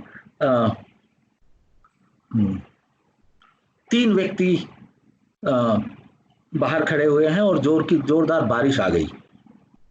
एक व्यक्ति ऐसा है जिसका खेत में गेहूं पड़ा हुआ है और अभी सड़ जाएगा जो बारिश हुई उसमें। दूसरा व्यक्ति है, ये बहुत गर्म जगह से आया है और इसको कुछ चिंता विंता नहीं है और बारिश अच्छी हो रही है। तीसरा व्यक्ति बारिश के कारण कुछ ऐसा हुआ था जिंदगी में कि उसकी प्रेमिका उसको छोड़ के भाग गई थी। ये तीनों एक साथ खड़े हुए हैं, बारिश में भीग रहे हैं आपको क्या लग रहा है, तीनों का अनुभव एक हो रहा है? इन तीनों को इंद्रिय संप्रेषण लगभग एक जैसे मिल रहे हैं। इनको जो एक्सपीरियंस हो रहा है वो एक नहीं हो रहा है। इनको भाव जगत में जो विचलन मच रहा है, जो कि एक्सपीरियंस का हिस्सा है, वो एक नहीं है। तो एक्सपीरियंस में कंसेप्ट, मान्यताएं और हमारी जिंदगी से उसका जुड़ाव, ये चीजें काम में आती हैं। तो एक्सपीरियंस सिर्फ इंद्रिय नहीं होता। एक उदाहरण और ले लीजिए। मान लीजिए कि तीन व्यक्ति शास्त्रीय संगीत सुन रहे हैं। एक तो हनी सिंह के गाने सुनने वाला, एक टोन डेफ मेरे जैसा जिसको सुर का ज्ञान ही नहीं है, और एक शास्त्रीय संगीत का रसिया। तीनों को कान में ध्वनियां एक पड़ रही हैं, अनुभव एक नहीं हो रहा। हम लौट के आते हैं गणित पर। तो फिर मैं किस प्रकार के अनुभवों की बात मानसिक स्तर पर कर रहा हूं? तो गणित में अनुभव का रूप जो है वो कंसेप्चुअल और चिंतन के लेवल पर चला जाता है। तो ये दूसरी बात है। दो बातें कही हैं मैंने यहां पर। एक, अवधारणाएं बनाने में जितनी अवधारणाएं हमारे पास हैं उनसे ऊपर की अवधारणा परिभाषा के माध्यम से नहीं बना सकते, उदाहरणों के माध्यम से बना सकते हैं। गणित में उदाहरण हर चीज के मूर्त नहीं मिलते। अमूर्त अवधारणाएं या अमूर्त उदाहरण दे दे के दिमाग में एक साथ बच्चे से रखवाना और उनमें सामान्यता ढूंढना। थोड़ा ध्यान दीजिए इस पे भी। अवधारणाएं हम कैसे बनाते हैं? हम यदि ये देखें कुर्सी की अवधारणाएं कैसे बनाते हैं, तो हमने एक कुर्सी देखी, दूसरी कुर्सी देखी, तीसरी कुर्सी देखी, पांचवी कुर्सी देखी, 10वीं कुर्सी देखी, और उसमें से जो इनवेरिएंट है उसको एब्स्ट्रैक्ट करते हैं। तो इस प्रकार के कैसे उदाहरण दे सकते हैं जिनमें से वो इनवेरिएंट को एब्स्ट्रैक्ट करके नेक्स्ट कंसेप्ट बना सके? मुझे ऐसा लगता है कि हमारी उदाहरण देने की क्षमता और भाषा में उस एब्स्ट्रैक्ट को पकड़ने के लिए निर्देश देने की क्षमता या तरीके, वहां कोई गड़बड़ होती है। और आखिरी बात यह है कि जो चीज समझ में नहीं आती है और जिसका जिंदगी में महत्व होता है और लोग जिसको लेके हम पर टीका टिप्पणी कर सकते हैं, ऐसी चीज से हमको डर लगने लगता है। ऐसी चीज से गुस्सा भी आ सकता है, ऐसी चीज से डर भी लग सकता है किसी को। तो मुझे ऐसा लगता है कि ऐसी कोई चीजें होनी चाहिए कहीं कहीं पीछे। दूसरी बात यह है कि ये कोई स्थायी चीज नहीं है। बहुत दिनों तक लोगों को बहुत चीजें नहीं पसंद होती और फिर पसंद आने लगती हैं। तो गणित में भी हो सकता है ऐसा। मुझे शास्त्रीय संगीत बिल्कुल पसंद नहीं था, फिर जिसने मुझे टीचर की ट्रेनिंग दी उसने सुबह लक्ष्मी के का एक भजन को कुछ ऐसी एक्सरसाइज दी कि मुझे 30 बार सुनना पड़ा। तो तीसरी बार तक आते आते मुझे उसमें रस आने लगा। तो सेमी शास्त्रीय था वो, ठीक है, लेकिन कम से कम रास्ता खोला उसने। तो दूसरी बात ये है फिर, अच्छा मैं आपसे ये नहीं कह रहा हूँ बाय द वे कि जबरदस्ती करिए, लेकिन सवाल ये है कि कुछ अनुभव बदलने से चीजों के प्रति एटीट्यूड बदल सकते हैं। एडल्ट व्यक्ति को गणित के प्रति एटीट्यूड बदलना है तो मेरा सुझाव यह है कि गणित की फिलोसॉफी पढ़नी चाहिए। उससे पता चलेगा कि ये चीज क्या है। बच्चों के लिए नहीं है एक, प्लीज ये मत कहिए कि 8वीं के बच्चे को गणित में बहुत डर लगता है कि फिलोसॉफी पढ़ाऊंगा गणित की। पता नहीं मेरी बात हुई कि नहीं, लेकिन फिलहाल इतना ही कह रहा हूं।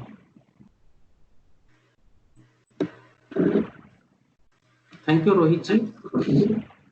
तो कुछ सवाल और आए हैं, उस क्रम में एक सवाल मैं रखूंगा कि जब हम गणितीकरण की बात कर रहे थे उसमें हमने 2 प्रकार का गणितीकरण की बात करी, ऊर्ध्व और क्षैतिज।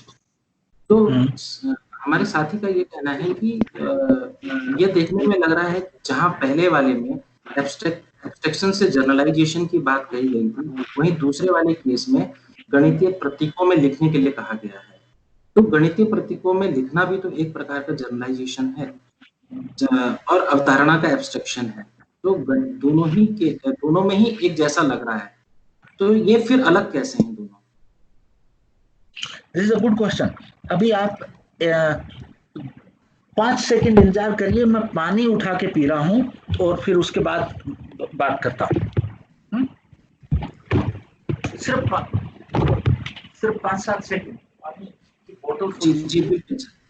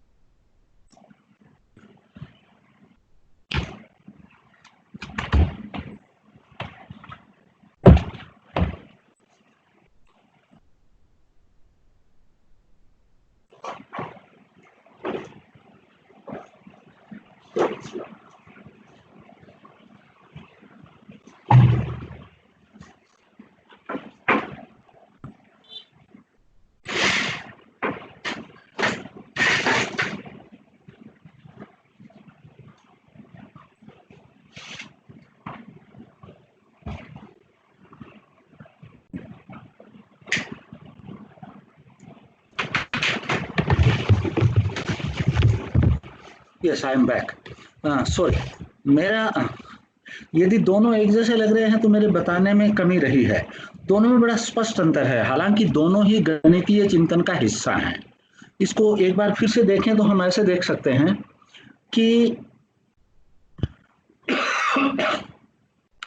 गणित शास्त्र के निर्माण की जो प्रक्रिया है वो वास्तव में ऊर्ध्व गणितीयकरण या वर्टिकल गणितीयकरण है, और वो प्रक्रिया है अनुभव, उसके आधार पर कंसेप्ट बनाना जो कि एब्स्ट्रैक्ट होते हैं, और उन एब्स्ट्रैक्ट कंसेप्ट्स में आपसी रिलेशनशिप और रिलेशनशिप। एक उदाहरण और दे देता हूं मैं इसका। देखिए, आप में से बहुत सारे लोगों ने, क्योंकि गणित में रुचि है, तो बहुत सारे लोगों ने यूक्लिड की ज्योमेट्री देखी, पढ़ी, सुनी या कभी न कभी उससे साबिका पढ़ा होगा। आपको ध्यान होगा उसमें कुछ परिभाषाएं हैं कि बिंदु क्या होता है, रेखा क्या होती है, त्रिभुज क्या होता है, चतुर्भुज क्या होता है, कोण क्या होता है, समकोण क्या होता है। तो कुछ परिभाषाएं, फिर उसमें कुछ एक्सियोम्स हैं। वो इस प्रकार के हैं कि यदि ए बी के बराबर है और बी सी के बराबर है तो ए सी के बराबर है। इस प्रकार की कुछ चीजें हैं उसमें। कुछ पोस्टुलेट हैं और दैट्स ऑल। इतना ही जखीरा है शुरू में। और फिर अब इनके आधार पर आप नई थ्योरम्स निकालते हैं। तो गणित वाले ऐसा कहते हैं कि जब आप पोस्टुलेट बनाते हैं, एक्सियोम बनाते हैं, परिभाषाएं बनाते हैं, उस वक्त तो आप इन्वेंशन कर रहे हैं। ये जो इन्वेंशन है ये ऊर्ध्व गणितीयकरण का हिस्सा है। थोड़ा आगे चलते हैं। एक बार जब आपने इनका इन्वेंशन कर लिया तो आगे की थ्योरम आपको पता हो या न हो पहले ही सुनिश्चित हो चुकी, उसके बाद आप उसको डिस्कवर करते हैं।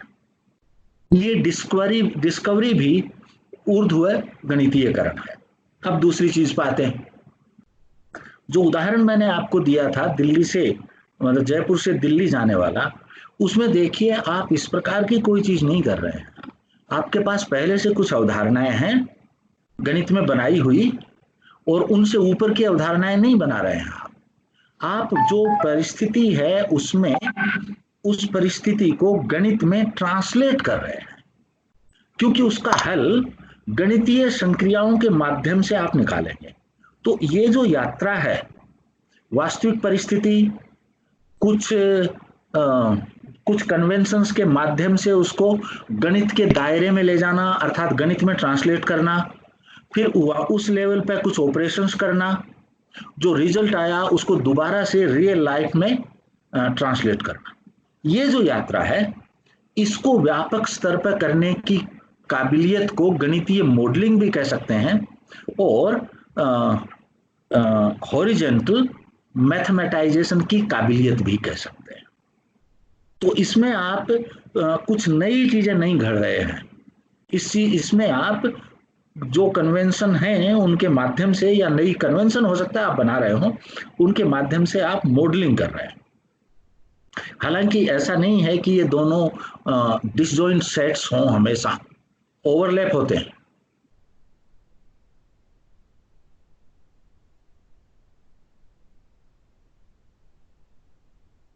मेरी बात खत्म हो गई है। थैंक यू रोहित जी। सवालों की फेहरिस्त तो लंबी है, क्योंकि समय की एक सीमा है और हम अपने क्वेश्चंस को, वैसे आपने काफी सारे अपनी बातचीत में जो है काफी सारे सवालों को एड्रेस किया है जो अलग अलग तरीकों से हमारे साथियों ने पूछे हैं। तो रोहित जी, आपका हम बहुत बहुत धन्यवाद करते हैं कि आप इस पूरी चर्चा में आपने विस्तार से गणित शास्त्र और उससे संबंधित जो अवतीकरण, उसकी प्रकृति, इंडक्टिव डिडक्टिव रीजनिंग, इन सबको आपने रेखांकित किया और विस्तार से उसके बारे में चर्चा करी उदाहरणों के साथ में। तो ये काफी फ्रूटफुल होगा, बहुत मीनिंगफुल होगा हम लोगों के लिए भी सीखने के तौर पे। और इसी के साथ हम शिक्षक साथियों की तरफ से, सभी लोगों की तरफ से आपका धन्यवाद देना चाहेंगे। Thank you so much Rohit ji. Thank you very much, सब लोगों का बहुत बहुत धन्यवाद।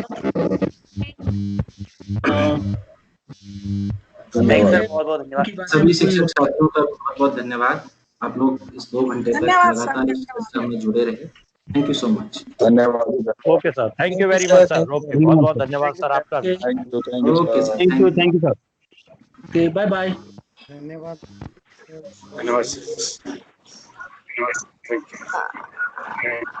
रोहित सर, रोहित सर, जी जी। रोहित सर नमस्ते। मैं दिल्ली से क्लास की